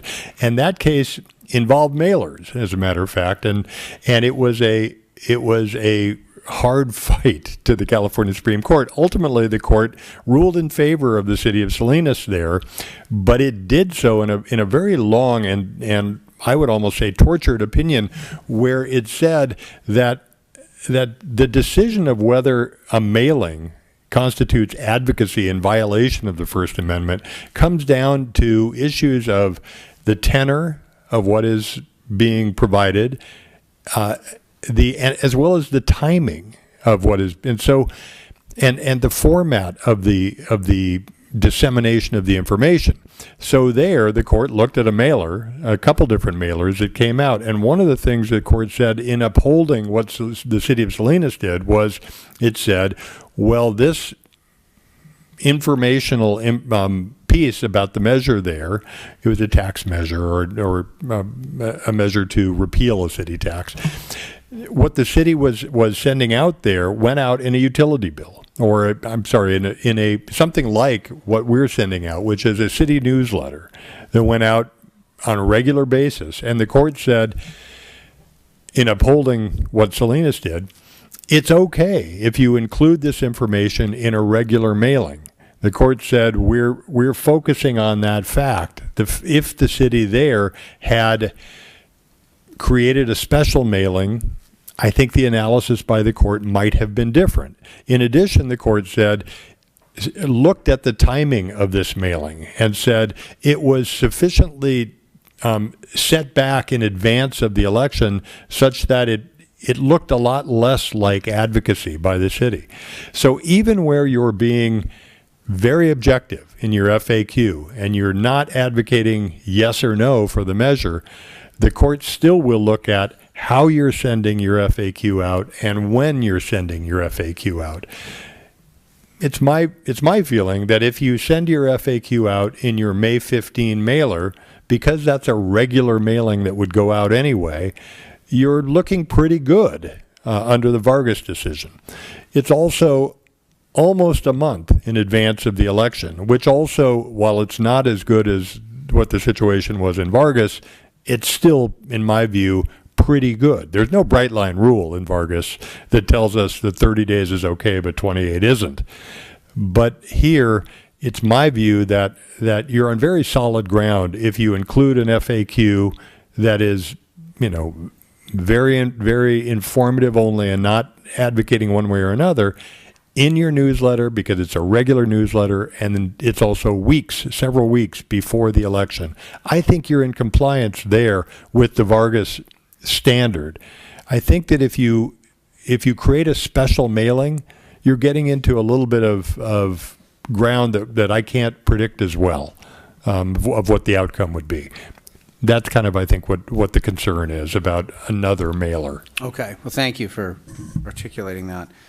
With that, do we have any more comment or any thought? I just want to be sure I know what we're authorizing. We're authorizing some special insert into the Shine newsletter, the FAQ as an insert. Is that what, maybe with a little article? That's my understanding. That's my understanding. That's my understanding.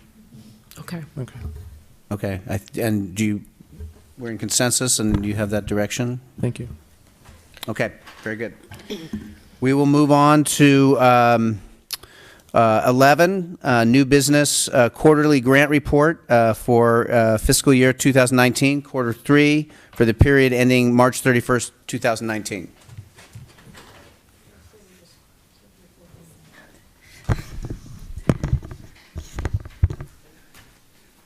Hello, welcome. Ms. Kellogg. Thank you. Good evening, Mayor and Council.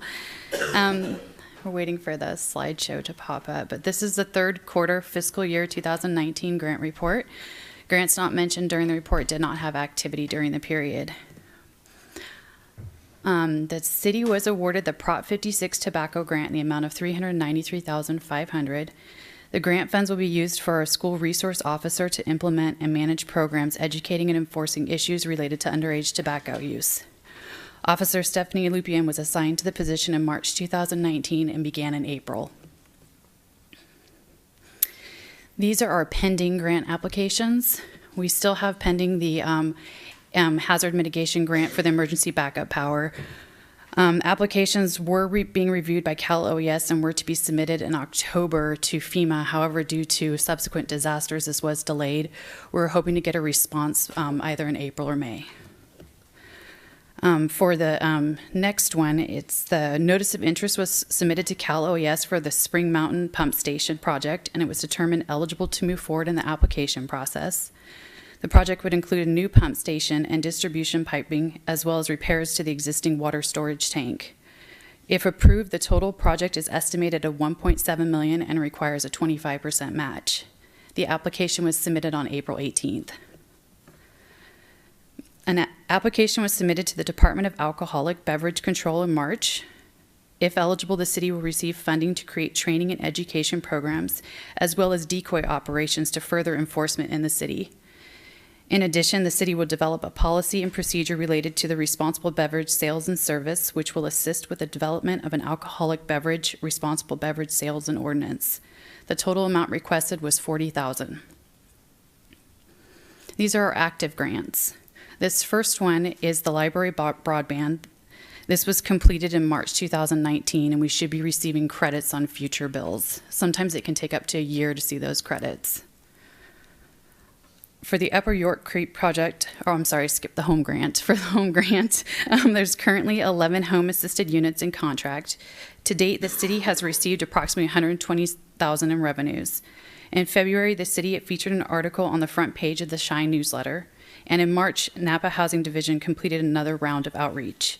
At this time, the remaining funds have been committed, and it is anticipated that the grant will be fully expended by the deadline of June 30th. For the Upper York Creek project, it's still continuing to move forward in 2 phases. The city requested a $5,000 draw during third quarter to cover design expenses. The total amount the city has received to date is approximately $45,000 from the EPA grant. For the OBAG grant, the planning and design phase for the streetscape process began in February. And then for Friends and Foundation, as of March 31st, the city has spent $98,000 on library materials, staffing, and programming. We have one grant that closed out during this quarter. Our body-worn camera equipment was received in November, and the final payment was made on March. For our nonprofit grants for fiscal year 18-19, 17 grant agreements were executed. As of March 31st, 4 of the organizations have submitted reimbursements. One organization did forfeit their grant funds because they weren't able to implement the proposed plan. For fiscal year 19-20, the application process closed on February 28th. A total of 21 applications were received. Funding recommendations for a total of $190,000 were presented and approved by City Council on March 26th. Thank you. And any questions? Any questions from council? Where do funds go when they're not used? Do they go back into? Back into the general fund the general reserves. fund? Okay, thank you. Any other questions? I have a question on the home grant. Yes. That's going to run its course here fairly soon? Yes, at the end of June. At the end of June. Is that something we can continue looking for similar things? Are there other things out there like this if somebody misses that window? I'm not sure. I'd have to do some research on that and see if there's other ones out there. Okay. I would anticipate that we would have similar opportunities in the future. You do? Mm-hmm. Okay. Is there any public comment on this item? Seeing none. Okay, I'll bring it back to the council. Any thoughts? Thank you very much, and it's wonderful having you doing this and keeping an eye out for what's available to us. So it's really appreciated. Thank you. Thank you. Okay. Do we need to take a break? Did Mr. Doring? He's coming back. Okay. All right. We'll move on now to 11.2. This is the updated California Municipal Financial Health Diagnostic Informational Report in the City of St. Helena, and April Mitz and Mr. Walsh. Great. Thank you, Mayor Ellsworth. I'm Mark Walsh, a financial analyst and certified public accountant working in Santa Rosa, California. And April and your city manager, Mark Presswich, brought me back to give an update on a report that we originally delivered in 2017. So I'm really happy about that. It's rare that an accountant gets invited back to the party twice. In the interest of brevity, we're going to go through the indicators checklist that will tell you the places where St. Helena is doing very well, one area of caution, and one area that's a warning part. And I'll compare and contrast a little bit with last year's indicators checklist also. The diagnostic was created by Michael Coleman from CaliforniaCities.com and CaliforniaCityFinance.com, and he did a wonderful job of working collaboratively with the League of California Cities and some experienced financial professionals as saying what are some of the ratios we would normally apply, but then also what are some of the conditions that would indicate a city is using healthy financial practices, and then what are some of the conditions that say, oh no, you better pump the brakes and get people involved and look at what's going on. And so there's a couple areas that might indicate crisis, and there's a couple areas that might indicate distress, and I'm happy to report that St. Helena experienced neither of those areas. First, cash solvency is not an issue for St. Helena. You do have cash, you're always able to pay your bills on time, so when your bills show up in the mail, you have cash in the bank to pay them. It's not a problem for St. Helena. They also look at budgetary solvency, and they define that as, can you draw a budget and work through that budget during the year where when things come due and you can operate, do you have the finances to do those? And you're okay there as well. And then your year-over-year budgetary solvency is good. The fourth health area they look at is your service level indicators, and that's just where we have some concern, and it's due to the ability to recapitalize your assets. Do we have the right assets in place to deliver services to the population? And I said we compare a little bit with last year. So the last time we looked at this, we said capital asset condition was a concern. We're worried about pension liabilities and maybe other long-term employment-related liabilities like OPEB. And then the other areas were your you're relying on donor financing for some critical equipment in the fire department and then from library operations.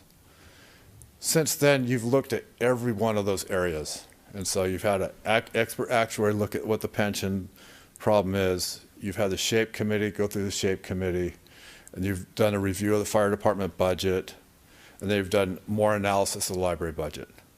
So St. Helena's doing all the things that you needed to do from the last study. Now we'll get to the indicators. I know we don't want to take a lot of time lingering on all these, so I'll go through them. If you have a question and you want to slow me down, just let me know. Your net operating deficit or surplus, St. Helena operates as a surplus, and you're consistently doing that. So that's indicated as healthy. On your fund balance, you have a fund balance policy.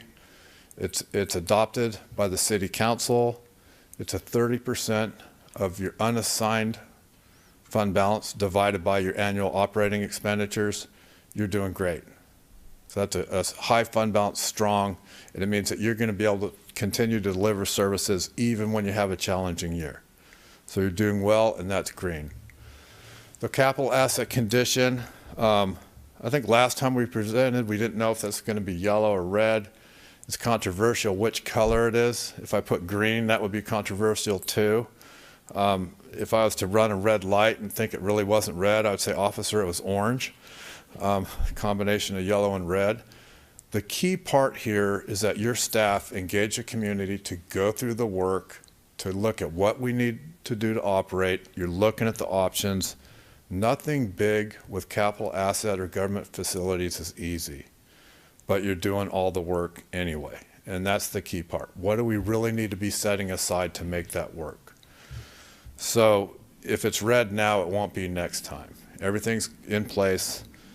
And it's just a matter of how much financing can you set aside, what your facility needs really are, and when are you going to start making those investments. Liquidity is the next indicator. That is not a problem at all for St. Helena. You have plenty of cash in relation to your current bills. Your fixed costs and labor costs, you're doing good there too. And that's because some of your debt service payments have been decreasing over time. Some of the payments that you're making for leases are decreasing over time. And you're also looking at other costs, long-term costs. You're looking at financing and alternatives for those, like what could you do about pensions to make sure that they don't spike up in the future. You start setting money aside or you start preparing them. General fund subsidies to other funds, that's not an issue. You don't have an ongoing, large, significant year after year after year subsidy of any other operation. So you've done good there too. Then we look from we go away from the financial measures and we start looking at some of the practices. So number 7 is, do you have constraints on your ability to make decisions in the future? And compared with other cities and with normal operations, I would say you don't. And that would be like if you were to write into contracts, if our revenues are this high, you get this much. That would mean you're starting to constrain yourself and your ability to make your own decisions, and you haven't done that. So that's rated as healthy too. Balancing the budget with temporary funds, you don't do that. That's fine. You don't balance the budget with borrowing. Don't balance the budget by number 10 by deferring employee compensation costs. So those kind of things would indicate not just distress, but financial crisis. That would put a lot of other people in the room. This tool is written back when people were hitting crisis times, and they were very concerned. Some cities actually started doing that, so they'll push off those payments. Balancing the budget with backloaded debt service, that hasn't happened either. There was some disconcert amongst entities that had pension obligation bonds. So if you gave out the pension obligation bonds to fund your pension obligations, you make the payments real small at first and then have a spike in payments. St. Helena didn't do that at all. So you're fine there too.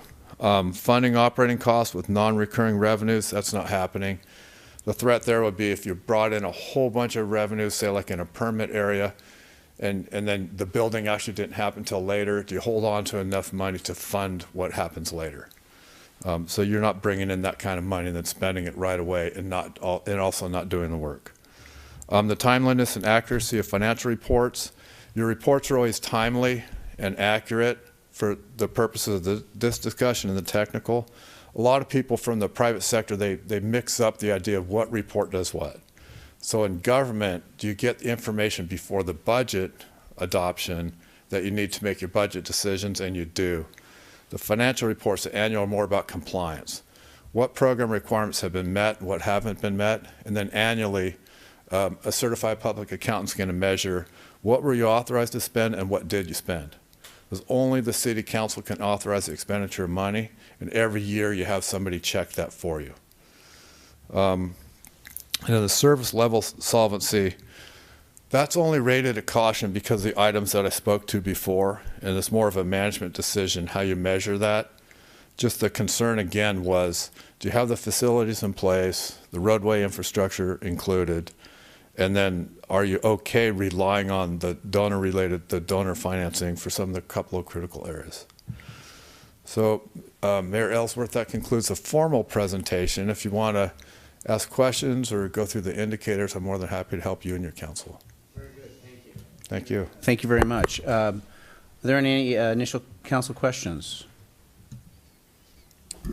I don't have a question, but I'd love you to repeat. I'm sort of being facetious, but repeat numbers 1 and 2, because I think for so many years the narrative in this town was that we were actually, from a operating perspective and a fund balance perspective, that we weren't doing the right things. But it feels to me like we've been doing the right things for some time, and we're actually, if you were to compare ourselves to other cities of our size and resources, I seem to be doing pretty well.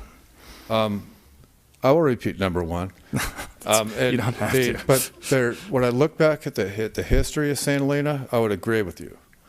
And a lot of times when, there's a lot of disconcert in the budget conversation, and usually if I come in with an open mind and I look at what happened year after year after year after year, a lot of times the natural tensions cause the right things to happen. So if you look at a $34 million flood wall being financed by somebody else coming into your town, it was 4 times the budget, okay? And so then there's a lot of energy that goes to build that flood wall. The project ends, and you got federal, state auditors, 100 bean counters come in and go through it. What do you do with the flood wall? What do we do now? What's the depreciation? How do you replace it? In the middle of that, you had a great recession, okay? And so then the pension costs go up because the capital gains to the fund went down, and a lot of other people experienced distress as well. You lived through all those complications. So you had a recession, a major asset project that was 3 times your annual operating budget, and people assigned to work on that project. Then it all went away. So when a new people come in, they have to figure out what's the real annual operating need and budget, because it was overshadowed by projects at large. And I don't want to prattle on, but it wasn't easy. It never is, and it's always complex. And that's why, that's why I said when I come in and I look at it and I compare it to other cities, St. Helena did okay, and you're doing better than most now. I can assure you that. I follow 10 to 20 cities for an economist, and we model different things, and St. Helena's doing pretty well. Great, thank you very much. Thank you. Thank you. Any other initial council comments? This is for April. My understanding is that we in St. Helena do not have an OPEB problem. Is that correct? That is correct. We don't have an official OPEB. Our OPEB is a form of it, is that we do Excuse me, what is the acronym? Other post-employment benefits. Thank you. Okay, sorry, I don't mean to interrupt, just to clarify. No, totally went blank. So the post-employment benefit that we do offer, that we've been slowly transitioning off on, is that if a retiree, if somebody works for the city, retires with the city, however much sick leave bank they have on the books, they can convert that into basically a cash that bank cash that we have here at the city, that we will continue to pay their health insurance coverage until it actually expires. So that is something that we have been working on paying down. Last year, we paid down $152,000 towards that obligation that we had. And then this year in our draft budget, we have an additional $152,000 that will actually take care of all current obligations we have up until if another person retires. So we're working on doing things to actually reduce that. And just to supplement that, if a person separates from the city, that cash is cashed out at 50%. And so sometimes that happens with employees. And last year, the city council turned off that benefit for future mid-managers and department directors. So my comment was just looking at that red. I was so grateful that we've been going forward and working on looking at our capital assets conditions and what can we do. Mary Koberstein and I are on that subcommittee looking at the firms, and we really are seriously moving forward on looking at City Hall and the library and also the vision and future of Park and Rec. I was glad to see we have a plan. We're working on it. Very good. And just Mr. Walsh's comments that it may be that indicator now, but we're moving in the right direction. I completely agree with that. And if I may, I forgot to point out one other thing. You click the next slide. And that's with fiscal policy development. Last time there was a couple of policies that were just not completed. They're underway. This year you have the policies in place in every area that this diagnostic requires, and you have policies beyond that as well. And so as an analyst, I follow some cities, and I want to point out that I encourage them to share with each other. And St. Helena used to be a net borrower, and now people borrow from St. Helena more than St. Helena borrows from them. So I mean, in terms of our policies and people come to St. Helena looking for examples. Wow, They're copying us, and we They're like copying that. you. That's great. Yeah. Well, I think it's excellent work by the financial department and having you participating in this. So it's really great to see. May I ask just one question to sort of maybe test what Councilmember Knutson is saying? I do think we're in much better condition than we have been, at least in my time here in St. Helena.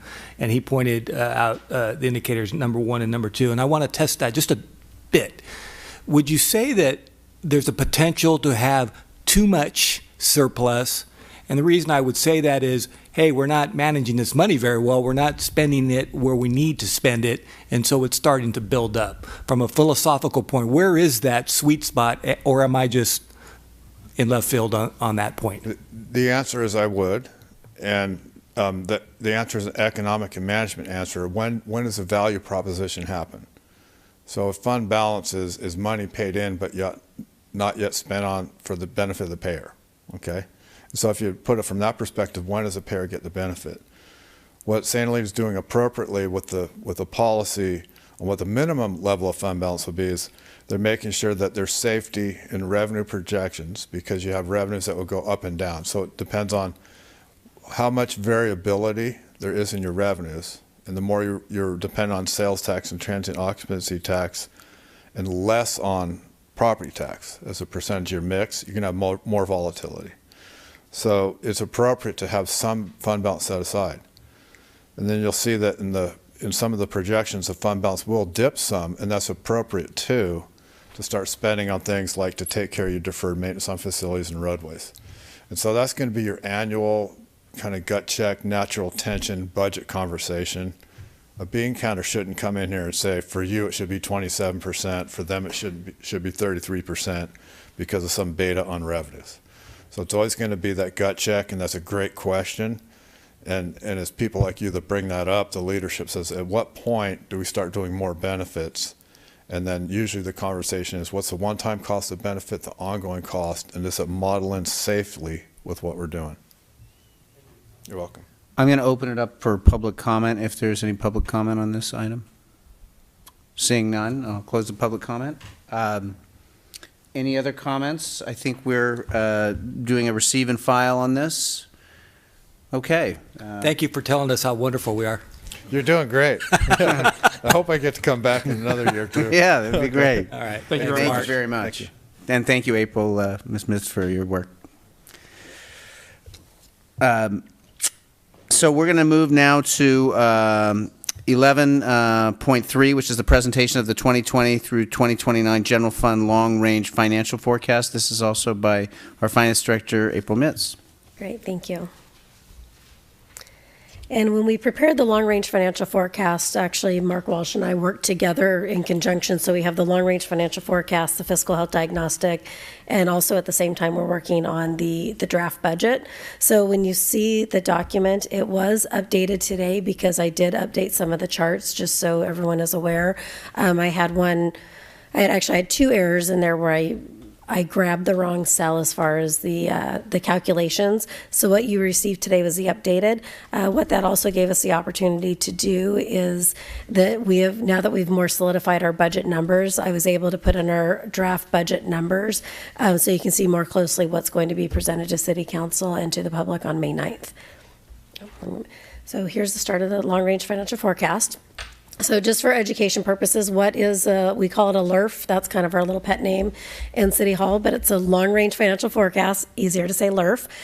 It does provide a current and long-range financial forecast for the public and for City Council for planning purposes.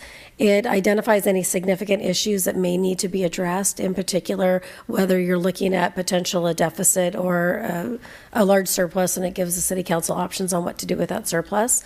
It is not a budget, just to make that very clear. This is something that you are not tied to this. It just gives you a snapshot in time from the projections and assumptions that we're making as of today. It utilizes assumptions. Assumptions will change. So this forecast looks a lot different than last year's, and it will probably look a lot different than next year. So we do try to, throughout the forecast, let you know what the assumptions are that we made. So that way, if you wonder, okay, we put in 2% sales tax. What if we increase it to 3%? We can easily manipulate those numbers. And it does offer several scenarios based on the assumptions that we put in the forecast. So here are the assumptions that we did put in. So we did model a baseline this year that starts with a slowdown beginning next fiscal year, a very mild recession in fiscal year 2021, full recovery the following year by fiscal year 22, and it's based off of the actual revenue decline from 2002 to 2003. So it wasn't the Great Recession, it was a previous recession.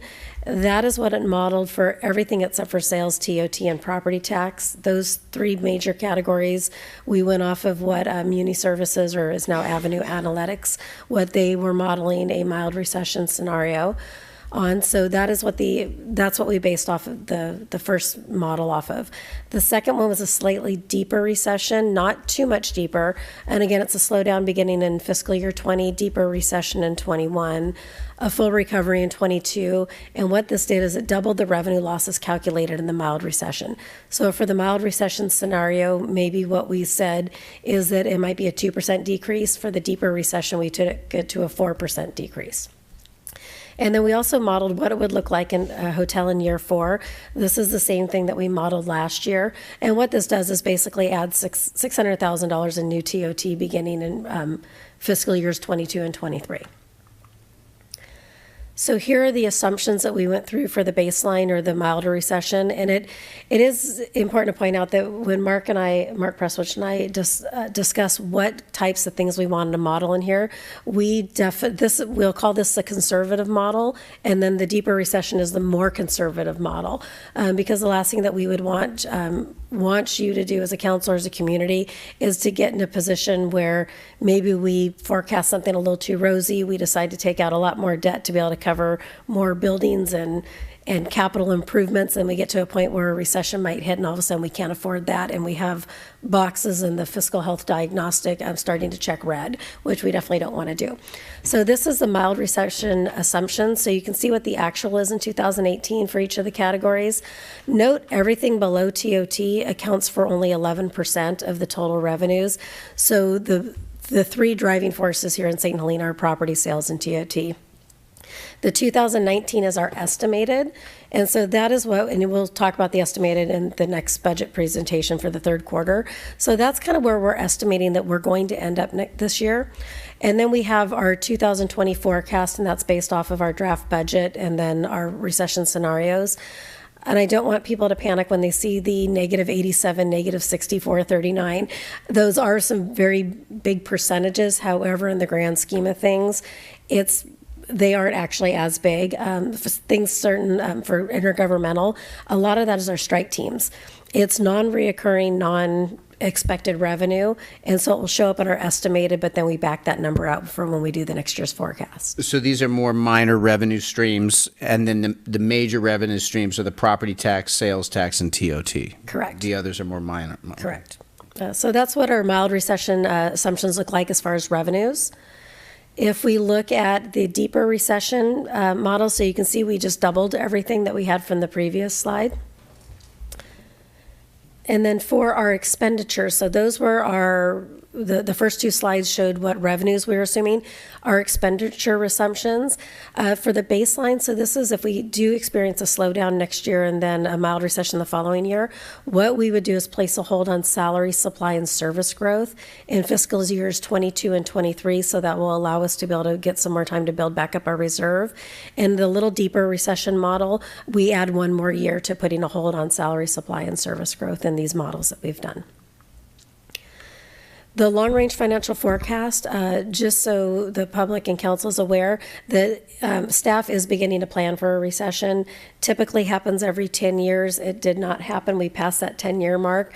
We do not know when it is going to happen. There's been forecasts, and so what we wanted to do is be a little more fiscally conservative and fiscally prudent and actually start planning for that now as opposed to having to react mid-year if a recession starts to take place. In the modeled scenarios, it does show that the financials health does look good.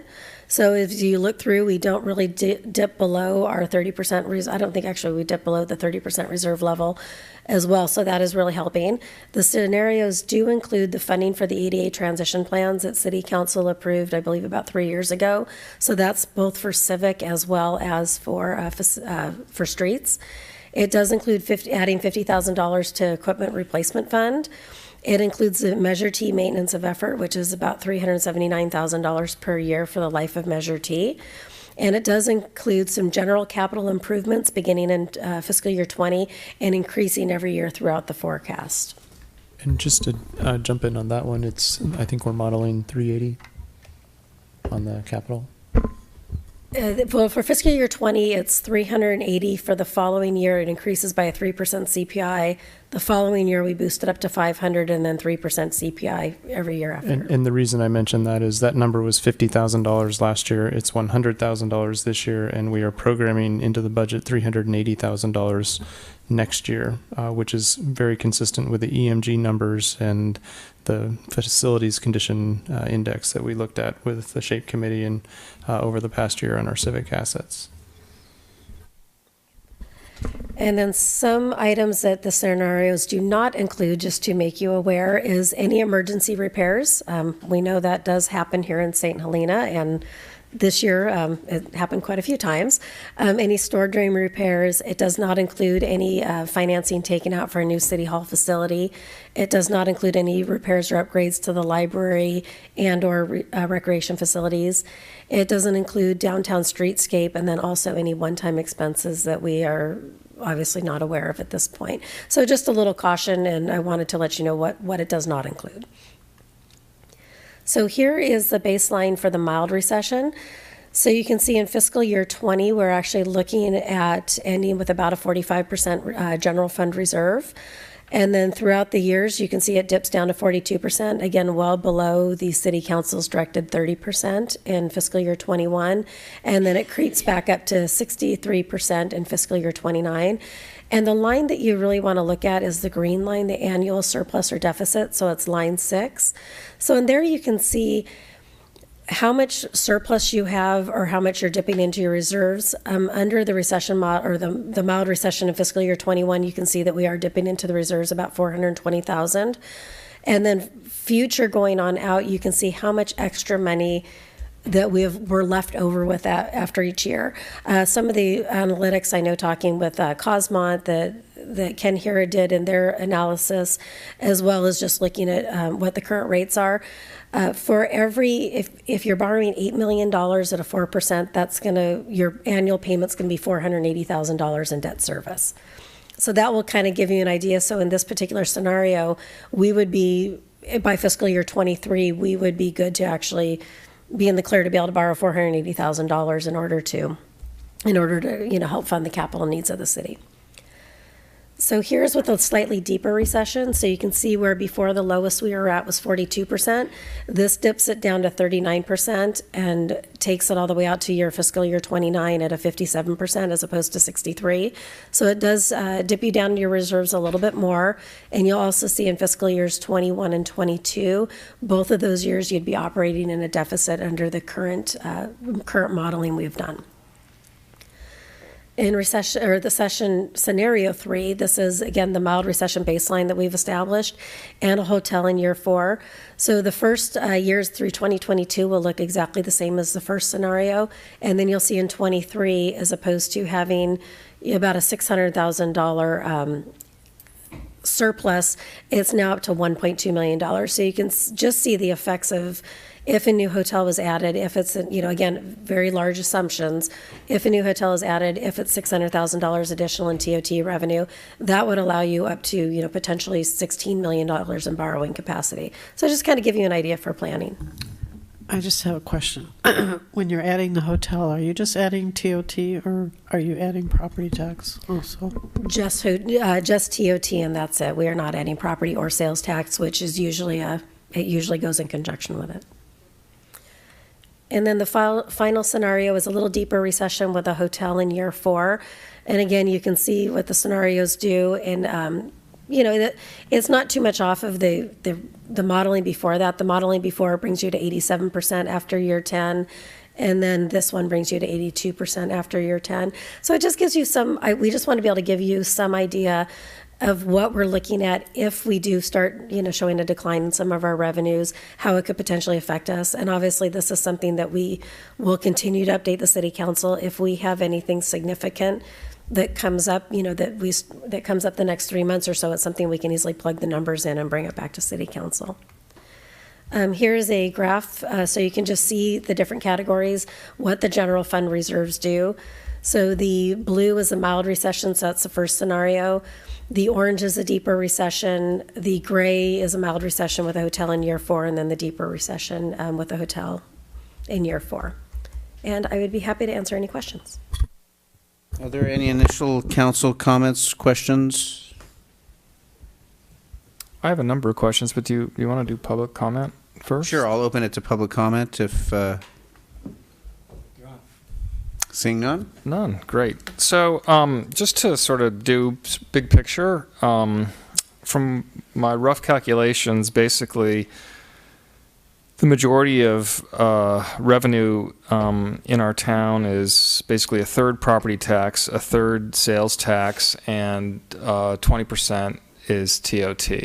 And so that's about 86% of our revenue, and the rest are sort of small fees and other smaller items. And it strikes me that I was trying to find the historical, and by the way, I've had at least, I had a series of interactions with Ms. Mitz about this in response to citizen questions about what our long-range forecast is. And so I want to bring his comments into the record and just sort of for our discussion. I think it's sort of useful.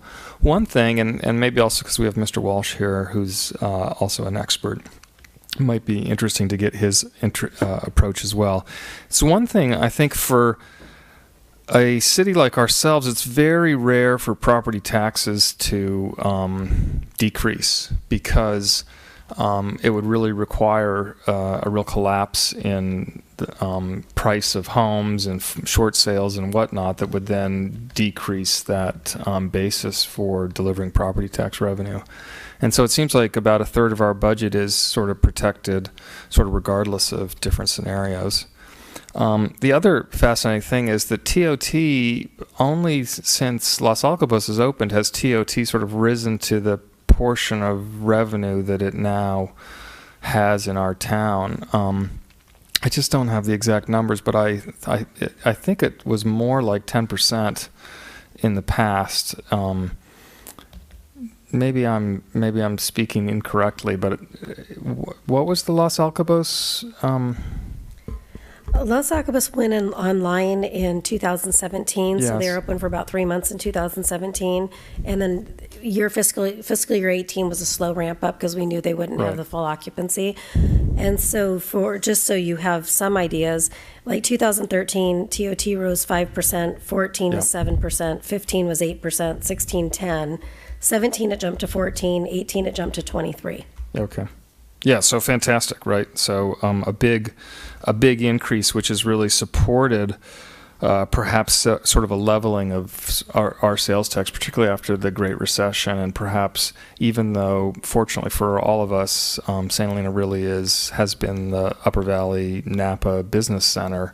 We still have the lumber yard, we have the gravel pits, we have sort of places where the banks and the restaurants, we're sort of a place where people do come to do business in the wider Napa County, which is great.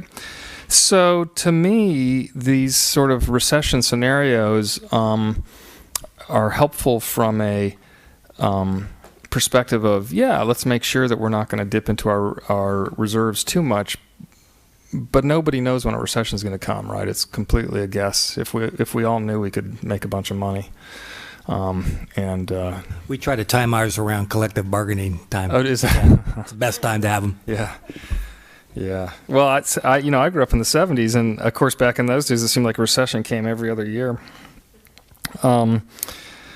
So, to me, I sort of thought, in a way, our historical record, we've sort of pulled back from how reliant we are on sales tax, and we're sort of a broader based, we're sort of a broader based because of the property tax support that we've gotten, but also because of the hotel. And now I suppose the hotel could also be quite variable, but it's sort of a new revenue stream for us, and so it'll be very interesting to see it sort of in a recessionary environment, how does that play? And it strikes me also that because of our great reserves that we actually don't have that much to fear from any sort of a recessionary, potential recessionary impact here from that perspective. Of course, we have to be prudent, but it's not like there's sort of a cliff scenario that, we need to be so concerned or we need to cut in anticipation of whatever, the future might lead to us. So to me, just if looking at the historical record over the last 10 years, we've gotten to sort of a better place from a revenue perspective than this town has been in the past. And then I guess my only question is, Ms. Mitz, if you could sort of also talk about our lack of debt and what might be typical for small towns from a general obligation bond perspective, because we don't have much. That's it. Thanks for indulging me. Thank you. Debt, we are very, very fortunate. Currently, St. Helena, we have less than, it's right around $200,000 in debt from a general obligation bond that we had for, a lease structure that we have for the fire department property. That is actually going to be paid off in fiscal year 2021. So after that, our general fund has absolutely no debt, which we're very lucky. As far as what comparable cities, that I don't have the information. I might rely on if Mark Walsh might. Do you have an idea of with it? You'd know the cities that you work with. Maybe too important of a city. Can you go to the microphone, please? Thank you very much. I don't have debt service information for comparable cities. I need to develop a list of comparables and validate that and then measure their debt. It is low. It's lower than what St. Helena was paying. And you were correct with the respect to property taxes has low volatility. I do think that having comparable cities to look at might be, both in terms of debt and also reserves, just so that when we discuss things in the future, we're not just looking in the vacuum or in a bubble where we have some relativity. It might be worth it for us to know those things, just to have an idea. So it's really clear, right, from looking at sort of our situation, is that we sort of are managing our operating budget very, very well right now, but we haven't in the past, maybe I don't know how long, managed our capital our sort of our capital infrastructure very well, meaning we've underinvested over time. We haven't kept our streetscape, our sewer, our storm drain system, certainly our buildings that the city collectively owns, that we as citizens collectively own, are not in great shape. So I think the challenge for us is sort of over the next, and this is generational, by the way. So we have benefit from what people have done in the past for us, but then we also, if they haven't done things in the past for us, then we've got to figure out a way both to currently pay and to set up systems so that we're being paid as these infrastructures are being used, which is very typical, right? So if a building has a life of 30 or 40 years, maybe you need to put 20 or 30 years of debt on it in order to make it generationally fair. And so we've underinvested, and I think we have a chance now to go to the city and say, hey, as we want to further invest in the systems which allow our town to be the pleasant place to live and work and do business, we're just going to have to take on, some additional expenses, and they don't have to be current operating. They should really be, if you want to match properly, I think they would have to be some sort of debt instrument for some of those things. Does that seem fair, Mr. Walsh? Yes, if you're going to, it's not for me to say fair or not. That is a good point. They're all lucid. They're all very, very lucid points. And whether and to what extent you've underinvested in infrastructure in the past, that's a better question for the council, the city management, and the work you're doing with the SHAPE committee. Some of the accounting information is very challenged because using historical cost. So right now your assets are depreciating at $1.3 million per year. Half of that is a flood wall.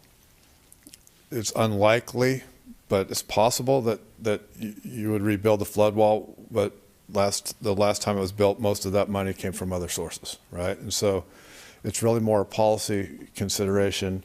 When do you debt finance? When don't you do debt finance? Is that intergenerational equity part of that equation or not is probably a bigger policy decision for your council instead of me. But I appreciate those points very much. So this tool, this long-range financial forecast, this is re-looked at every year as we move forward, so we can adjust as we go. This is not something that's just created and left. That is correct. As part of the financial policy that City Council has adopted, this is going to be brought to City Council in conjunction with the budget process, and it will be done at least annually. It is definitely something that if we start seeing financial conditions go better, go worse, we can definitely look at readjusting this at any time. Okay. Is there any? Sorry, I've got a bunch. Sorry. No, here's please. another one. To me, and I'd be very interested in Mr. Walsh's thoughts on this as well. To me, 3 to 5 years is of value. 5 to 10 years, everything moves in lockstep. It's almost sort of immaterial. The long term, even though it's called a long-term budget forecast, we're not changing assumptions in years 5 to 10. So all it is just a straight line. Is that typical for cities?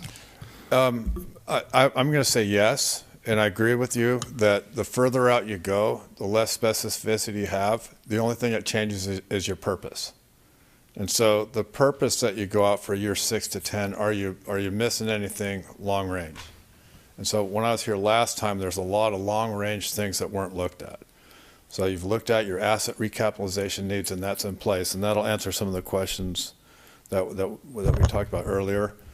Was the pension funding, are you going to fund that over 15 years or 30 years for the unfunded liabilities? That was something we didn't look at.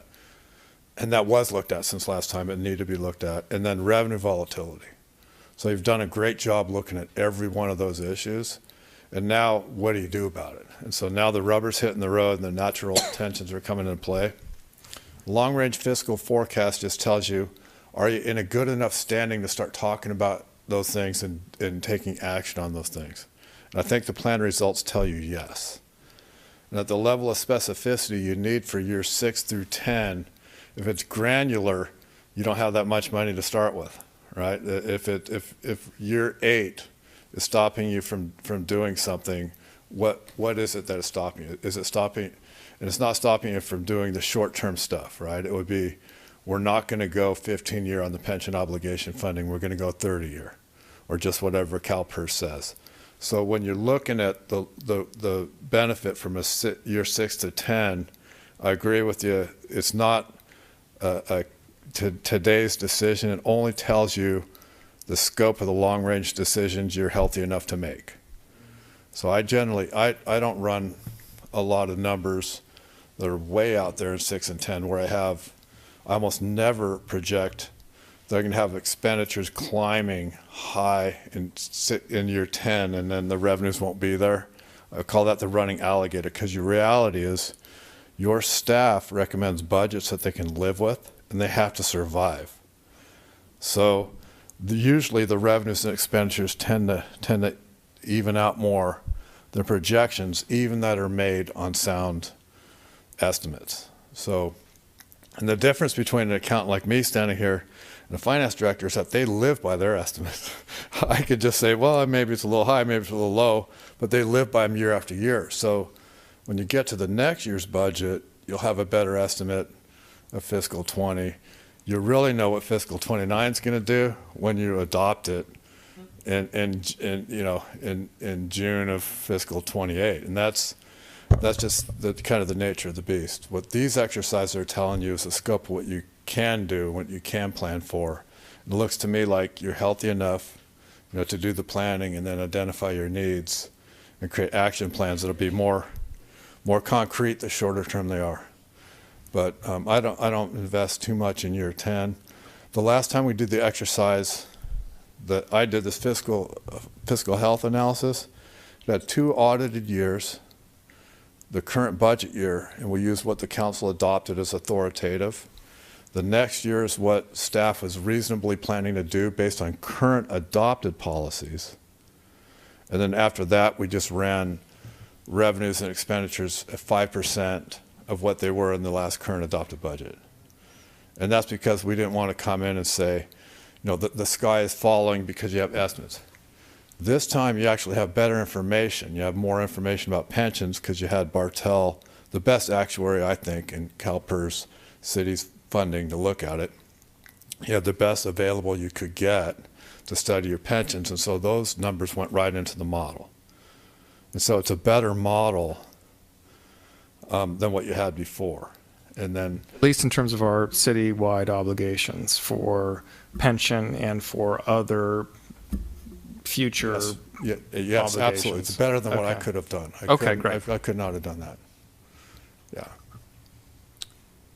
It's really interesting. The other fascinating thing to me about public finance versus private is that it's not about collections. I mean, the tax money's due, you get it, right? So there might be some sequencing aspect to it, but accrual or cash accounting, it almost doesn't matter because it's essentially all going to true up sooner rather than later. Am I right about that? Almost. Okay. And I think you're right enough that I think the answer is yes. I think that one of the reasons for that, so in property tax accounting, we can't recognize our revenue, can't count it as available for budgeting the next year unless we get it within 60 days at the end of the year. So you got to get it by August 31st.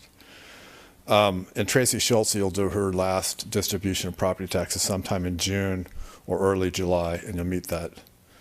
The reason why you had to get it soon was you'd have some cities, and the rule happened, it's Governmental Accounting Standards Board's Interpretation 5, so you got to get it within 60 days if you're going to count it if it's property tax. As New York tried to count 2 years worth. It said it's the tax we're going to get in June and the tax we're going to get in July and budget that in 1 year. So it didn't work.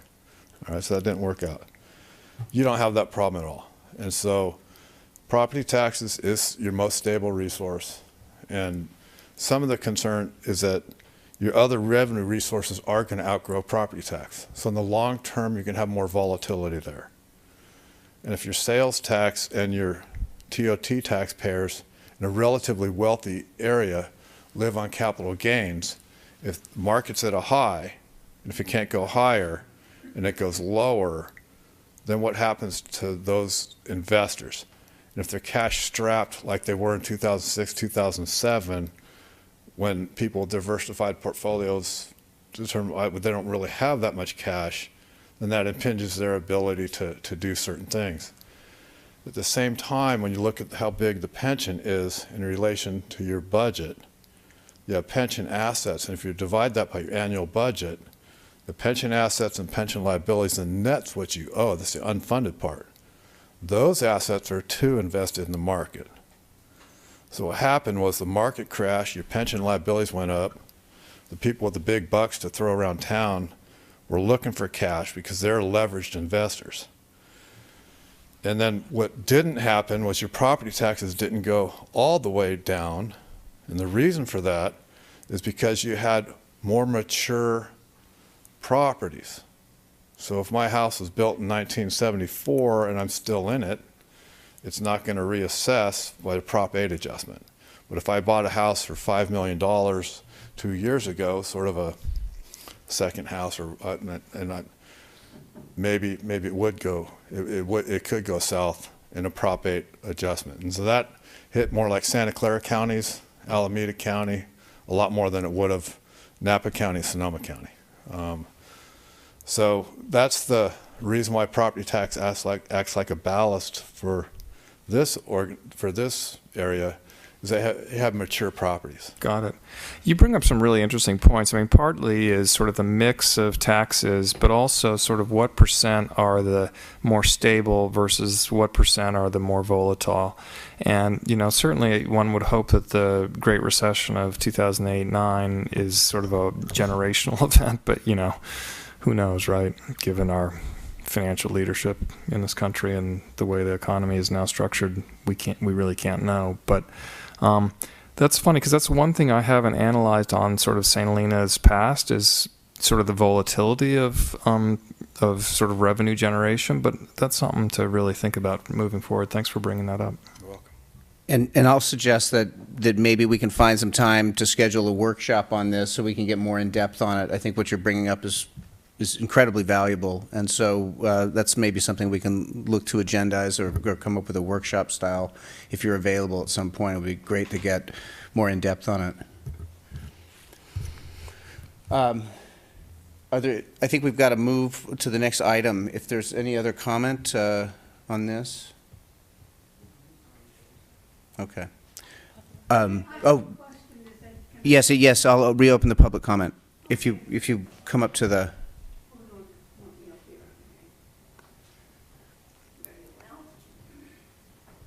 Thank you, Mr. Walsh. Getting along all right? Yes, I'm fine. I'm a little slow, that's all. I'm a little slow myself. Age happens, you know.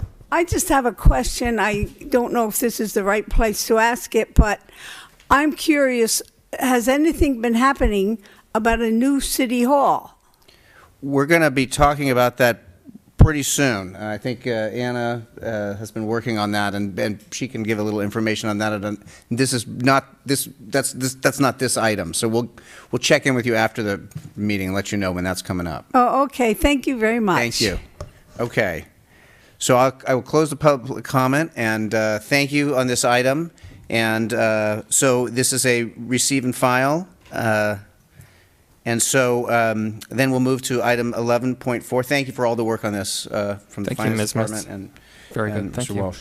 I would also like to thank our city manager, Mr. Presswich, and also Mark Walsh. It's been a collective effort, and thank you for staying and answering questions. That was great. I was off the hook there. Thank you. Okay, so we'll move on to 11.4. This is the proposed approval to adopt a resolution authorizing a budget increase to the city attorney budget as follows: general fund $90,000, the water fund $40,000, and wastewater fund $110,000 to cover fiscal year 2018-19 unanticipated and non-budgeted expenses.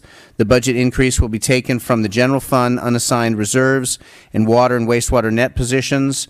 Additionally, staff recommends City Council receive and file the Q3 fiscal year 2018-19 financial report. This is Ms. Mitz. You are going to be so tired of me by the end of tonight. So here is our 2018-19 Q3 budget review. So here is an overview of our revenues for the general fund. So you can see our adopted budget is 14 point almost 3 million. Our adjusted budget is 14.5 million. To date, we've collected 10 million, or through the end of the first quarter, which was March 31st. And that means we've collected 70% of our general fund revenues. Our general fund revenues are on target right now.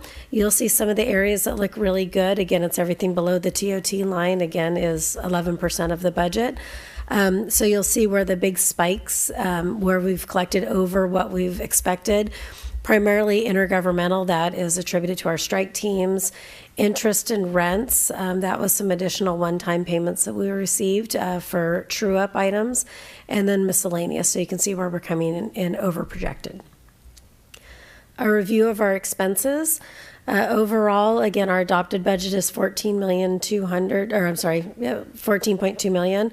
The adjusted budget is 15.1, so that accounts for any budget adjustments that City Council authorized throughout the year, as well as any purchase orders that were rolled over from last year, so we encumbered the money. Our actual spent to date is a little over $1 million. We have 24% available, which means we're on target. We are asking for a budget increase of $90,000 to the city attorney budget. It is important to note, while it does say that it's at 33%, that only accounts for invoices that we had received through January. So that does not actually include any billable service time for February and March. The increase is primarily, I have my notes over here. It's primarily due to additional STR enforcement that we've done, which we've also collected offsetting revenues for. It's rent stabilization ordinance, the efforts by the city attorney's office to help draft that and get that in place. Contracts and advice, just general services that we receive from the attorney's office regarding our various contracts. The general plan update, that also took a lot of time and energy and effort this year. And labor advice and general municipal service questions. So that's all encumbered into the attorney's budget and is also attributing for why we're asking for an increase. An overview of our general fund. This adds one more column to it. It synthesizes those past two spreadsheets, but it also adds what our estimated is. So this adds in a lot of those unexpected one-time revenues. So while our adjusted budget for revenues is 14.49 million, we're actually estimating to take in 15.6 million this year. We did have a lot of one-time unanticipated revenues. Again, the strike teams came in. Our educational Revenue Augmentation Fund, or otherwise known as ERAF. It is a non-budgeted item. What we typically get in for ERAF can be anywhere from $40,000 on up to $200,000 a year. It's very unpredictable what we get. This particular year, we actually took in almost $350,000 from excess ERAF. So it was something that was not anticipated, so that helped boost it. Another revenue that helped boost this was the Saldana case, where we had a judgment against the Saldana property, and we did not know when that property would sell, when we'd ever see the money, and we actually received, it was about $181,000 for this fiscal year. So that contributes to just overall general fund health for this year. Our expenses, we're estimating to be $15.2 million. So again, that's an adjustment of $90,000 for the recommendation to increase the attorney's budget.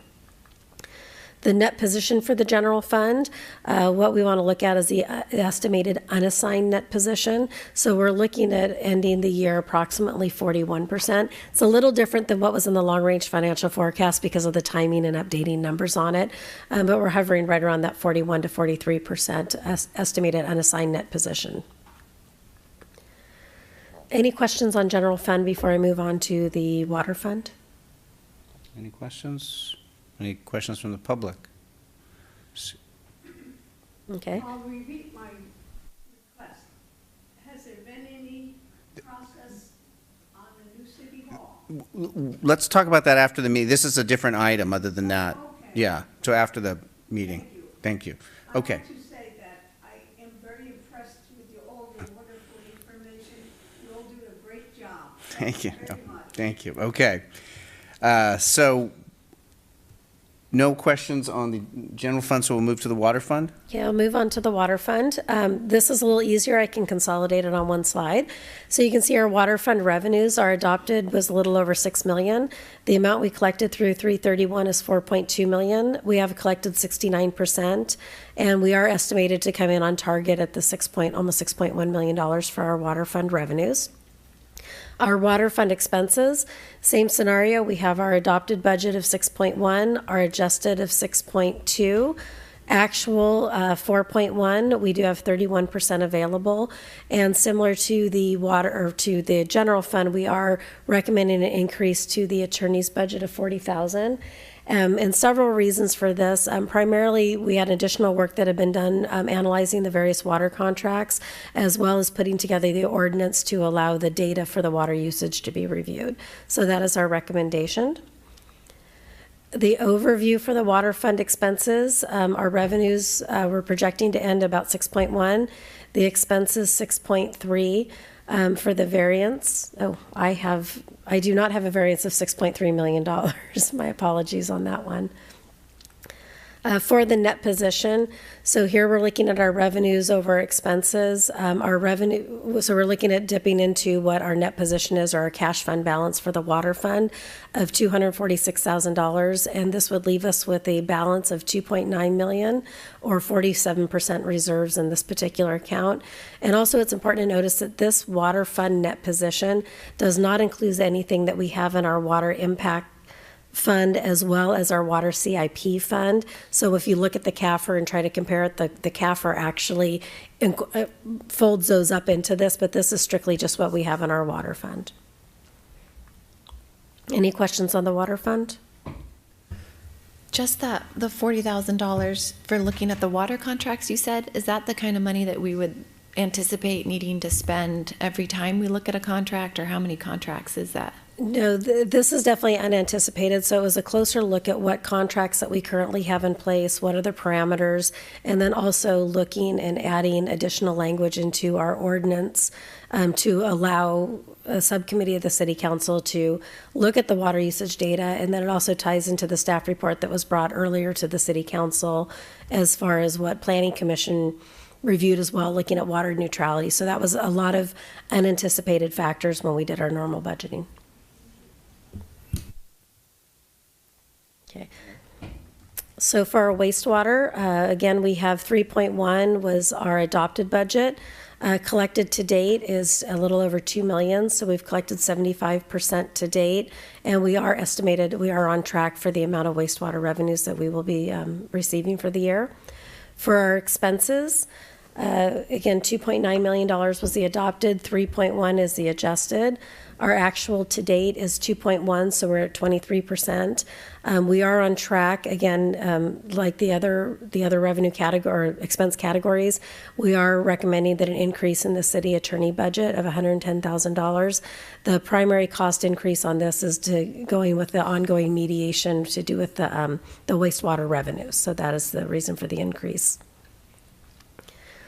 Our overall wastewater fund, this is how the other side should have looked, with a little slight variance instead of a large variance. And then our wastewater fund net position, again, we're looking at ending the fiscal year about 24% of our net position for this particular fund. And again, that does not include anything that we've transferred to CIP.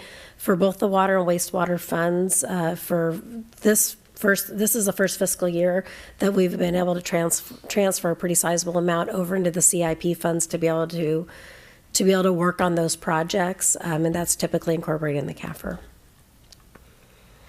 The last portion of this report is checks over $100,000. So we had 3 checks over $100,000. One was for the City of Napa for our monthly water agreements.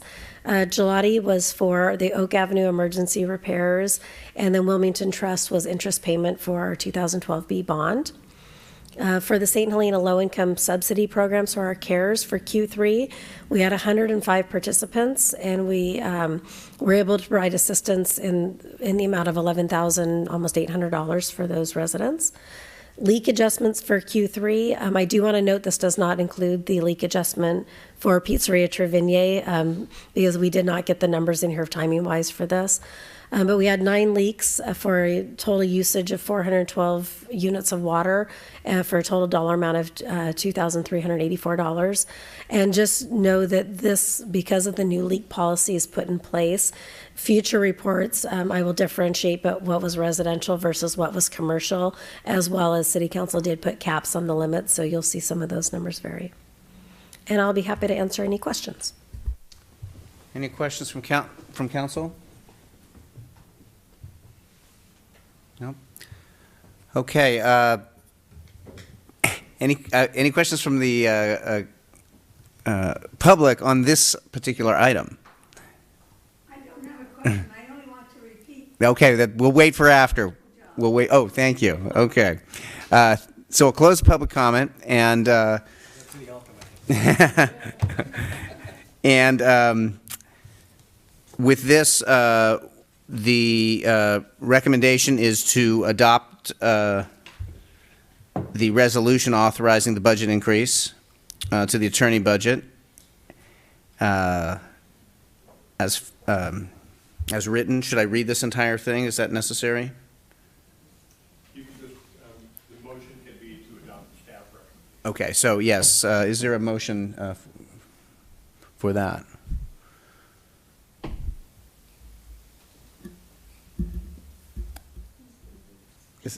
Is there any more discussion we need to have?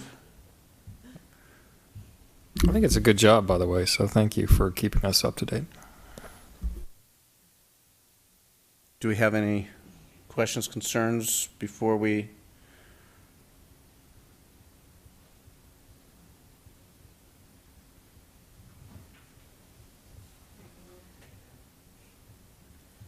Well, I will make a motion if nobody will make the motion. I will make a motion to adopt the recommendation. I'll second it so we can have some discussion.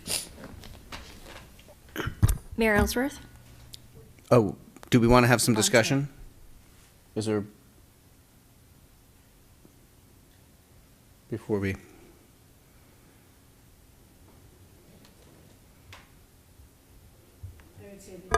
The only adjustment that I'm wondering about is the wastewater, given where we are at this point. That seems like a huge adjustment. Is that just bills that haven't been sent in yet, or what is that?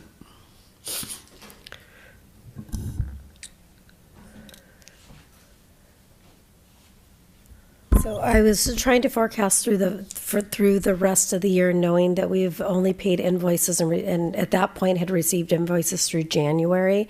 So we would still have February, March, April, May, June. So we have another 5 months of invoices that we will receive for the wastewater side.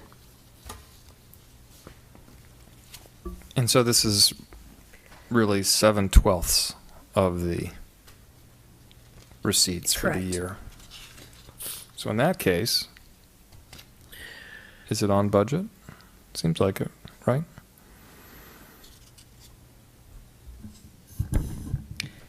Well, I don't want to discuss it too much. It's something that's obviously gone on a long time, not through anybody's fault in particular, you know.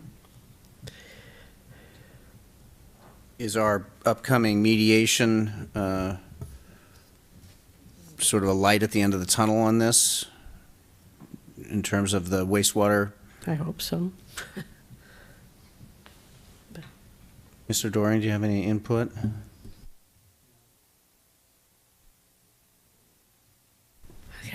Okay, well, if there's no more discussion, and we have a motion and a second, then we'll do the roll call. Mayor Ellsworth? Yes. Councilmember Koberstein? Yes. Chateau? Yes. Bateson? Yes. Vice Mayor Doran? Yes. Okay, thank you. And we'll move on to the final item. This is 11.5. This is discussion and direction regarding draft countywide climate change solutions proclamation. And this is Mr. Presswich. Thank you, Mayor. There is regional conversation occurring among volunteer representatives of our various municipal governments, from the county to the town to the cities, surrounding climate change.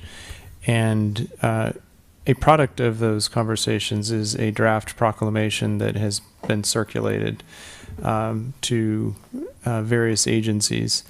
And at this time, there are a couple of different versions of that. What you have in your staff report today is an example of the county drafted version. The City of Napa has some edits to this version. And with this item tonight, we wanted to bring to your attention the fact that there is conversation occurring within the region.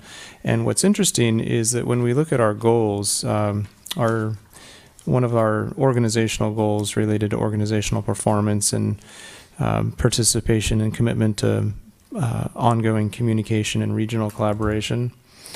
Goal 3K indicates that and this is a carryover from last year, as you know, we would liaison with existing regional dialogue and or identify options for regional dialogue on approaches to housing, transportation, environmental impacts, water, etc. And so there are a number of issues related to climate change and this proclamation that align well with this specific goal. And I'm anticipating that because the other agencies are also beginning to talk about this, that there will be an interest in potentially representative or representatives of the city council and likely staff participation in the near future. And so we wanted to bring this to your attention tonight. I think Councilmember Chouteau has been involved in some of these conversations. She may have more to add. And what we're anticipating is some future dialogue that we'll want to be a part of. Okay, very good. And I'm just going to mention first that I was invited down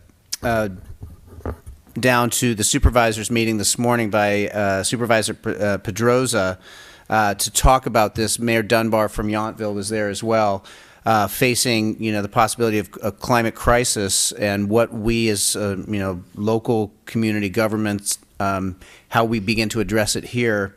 And so the idea of a proclamation, but also a working group to think about how to look at this regionally. So I was in support of that at the meeting this morning, as was Mayor Dunbar. And I think this gives us an opportunity to do two things at once. One is to look directly at the climate issues, but also furthering our regional discussion and collaboration. So with that, that was something that I certainly would want to be participating in. And if there's another council member, Ms. Chouteau, if this is something you've been working on, I'm certainly in support of us having this sort of regional conversation. Yes, it is. This issue is really personal for me as a mom and being around kids every day. It's just something that keeps me up at night and I'm very concerned about. And I know that the normal way that we're doing business is not enough. The normal way that we are, it's easy to feel overwhelmed about what we can do as individuals or a single business owner or a small city, but I know that we are not doing enough and it's not a great enough priority. And so I was really interested in what can we do with the county and with these larger cities and coming together because there are more resources.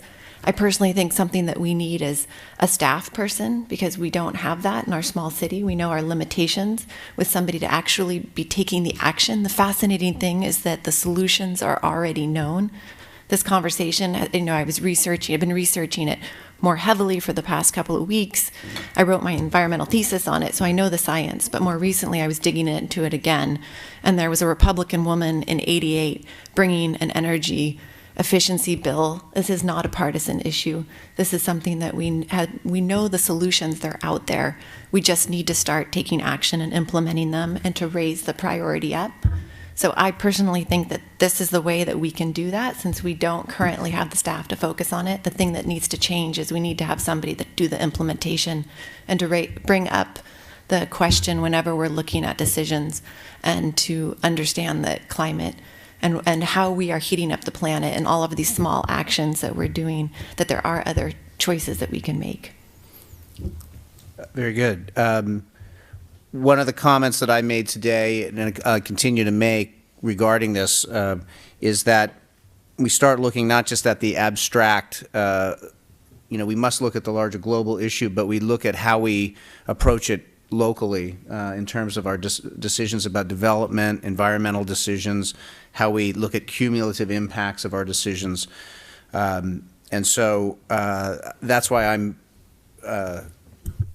hopeful that this group can make a difference here. And the proclamation really was written to be inclusive and just to be an overarching call to action for all of our local governments and for the community. People in the community, I think, want to volunteer and get involved with this. People in the business community, people that in all different areas know that climate change is an issue and want to get involved. So the goal is to not just be local governments, but we'll have community input as well. But this proclamation, we wrote it hoping that it could be something that all the cities and towns could agree on. We hope there's not too many edits to it, because really it's just this overarching, we understand as all of the local governments that this is an issue and that we're all going to work together on it. It doesn't have the specifics in here tying us down to what that is. We don't know what that is yet. But we're saying we want to work together. Are there any other council comments? I just have a question. We just had our presentation from ATC a couple meetings ago, and I'm wondering how this folds into the work plan that they told us they wanted to proceed with, in the coming year. And they seem like a ready-made group that is sitting there already looking at a lot of these issues. So maybe we invite them back and talk to them, or maybe you've been talking with them more. But that seems a way that we could start by using some resources we've already got here. We have not had that conversation yet about where Supervisor Pedrosa, who has not shown up to the informal working groups that I have been at. It's been Supervisor Wagenknecht. So he's mentioned that there's discussions about this and interest, but we don't know yet where it's going to land. And in terms of ATSC, that we are anticipating bringing back the work plan for another future council conversation. It is nice to have a built-in resource with that commission to serve as a sounding board and an opportunity for them to help on issues that they're already working on. And I think we also heard from them that there are some low-hanging fruit opportunities that are available to us. We will have some future climate action plan responsibilities as a city, and I am anticipating that with the addition of the assistant to the city manager position, that we will have a staff member that can liaison on behalf of the region to this initiative in partnership with council members. That may be able to use that energy from the ATSC to plug into the regional discussion that way. So I'm going to open it to public comment quickly, if there's any public comment on this issue. Seeing none, I'll close the public comment, bring it back to the council. I think the direction that you're seeking is... It was one, to just raise awareness, but secondly, to invite a council member or two to assist with emerging conversations in this space. And the direction I'm receiving tonight, I believe, is that the mayor and council member Chouteau would assist staff in future regional conversations on the topic. And we would anticipate probably bringing you back something down the road. Is that acceptable to the council? I'm not clear in terms of what we are doing with this draft proclamation at this point. So this is an example, Okay. And what we wanted to do was share that with you because it is circulating in the region. I believe the county also talked about it today. I didn't have a chance to follow up on the outcome of that conversation, but I am anticipating that other cities will be talking about this in the coming weeks. And what I'm imagining is that there will be a future meeting at which representatives of staff and electeds will be invited to dialogue on the topic. And I do think it's important not to make too many changes, but to at least have consensus in the county about the changes that are made. So it's not bad to have changes as long as everybody understands why they're making the changes. Obviously, don't want to weaken it. The first thing I mean, 99% of this I can definitely live with. I don't know enough about the Regional Climate Protection Authority, what that means, what that implicates. I don't expect you to sort of address that now, but, I think we need to educate ourselves on what it is that these things mean and what the implications are. But I think it sends a strong voice if all the cities and town and Napa County can come up with a proclamation that we can all live with. The difficulty with getting the consensus, which I agree with you, I think that's really important. And the challenge is that each time we have to then go back to the city council to get it approved as the draft changes. So we'll have to check in and see what the county approved today. The goal was to have one. I'm sorry, I have to interrupt. We're about to hit 9 o'clock here, so. Can I get a motion to go beyond 9 p.m.? Can we get that motion? I think this is going to be very quick. 5 more minutes. Yeah, it'll be quick. Move to extend. Second? Yeah, second. Okay. So by the way, I also think we should really actively include the Active Transportation and Sustainability Committee. We have a group of very committed citizens in town who are eager and they're making contributions and we need to listen to them and we need to include them in wider governmental countywide efforts a lot. I mean, we should bring this to them at their next meeting, which is May 1st, I think. What I would like to do is see the regional conversation mature and then be prepared to bring it at a future date to the ATSC, whatever the sounding board and topics are. But I think my sense in talking and communicating with the other city managers is that we are anticipating more dialogue. At the moment, the staff has not been involved in any of the conversations, yet some of the subject matter expertise resides in the cities and the county, and there are some state responsibilities for climate action planning related to our general plan. And so we want to align this regional dialogue with the staff representatives and managers as well. But I am anticipating that there'll be an opportunity to bring that to the ATSC at a future time. So with that, are we satisfied to move forward? I'm not clear what we're moving forward on, other than what Mark just said. We're not approving this this evening? No, we're going to, when I met with the county this morning, was at the county meeting, the two parts of this are the proclamation, which is sort of the first part that sort of plants the flag, and then the second part is creating some sort of a regional body, discussion group or authority. There's a little discussion about whether, what kind of layers of government would work. But so that's the second part, is creating the regional group, so the proclamation and then the regional group, two separate things but related. Okay, so this will come back to us? I'm anticipating it will. I don't have a timeline on that because I think that will be an outcome of future meetings. Okay.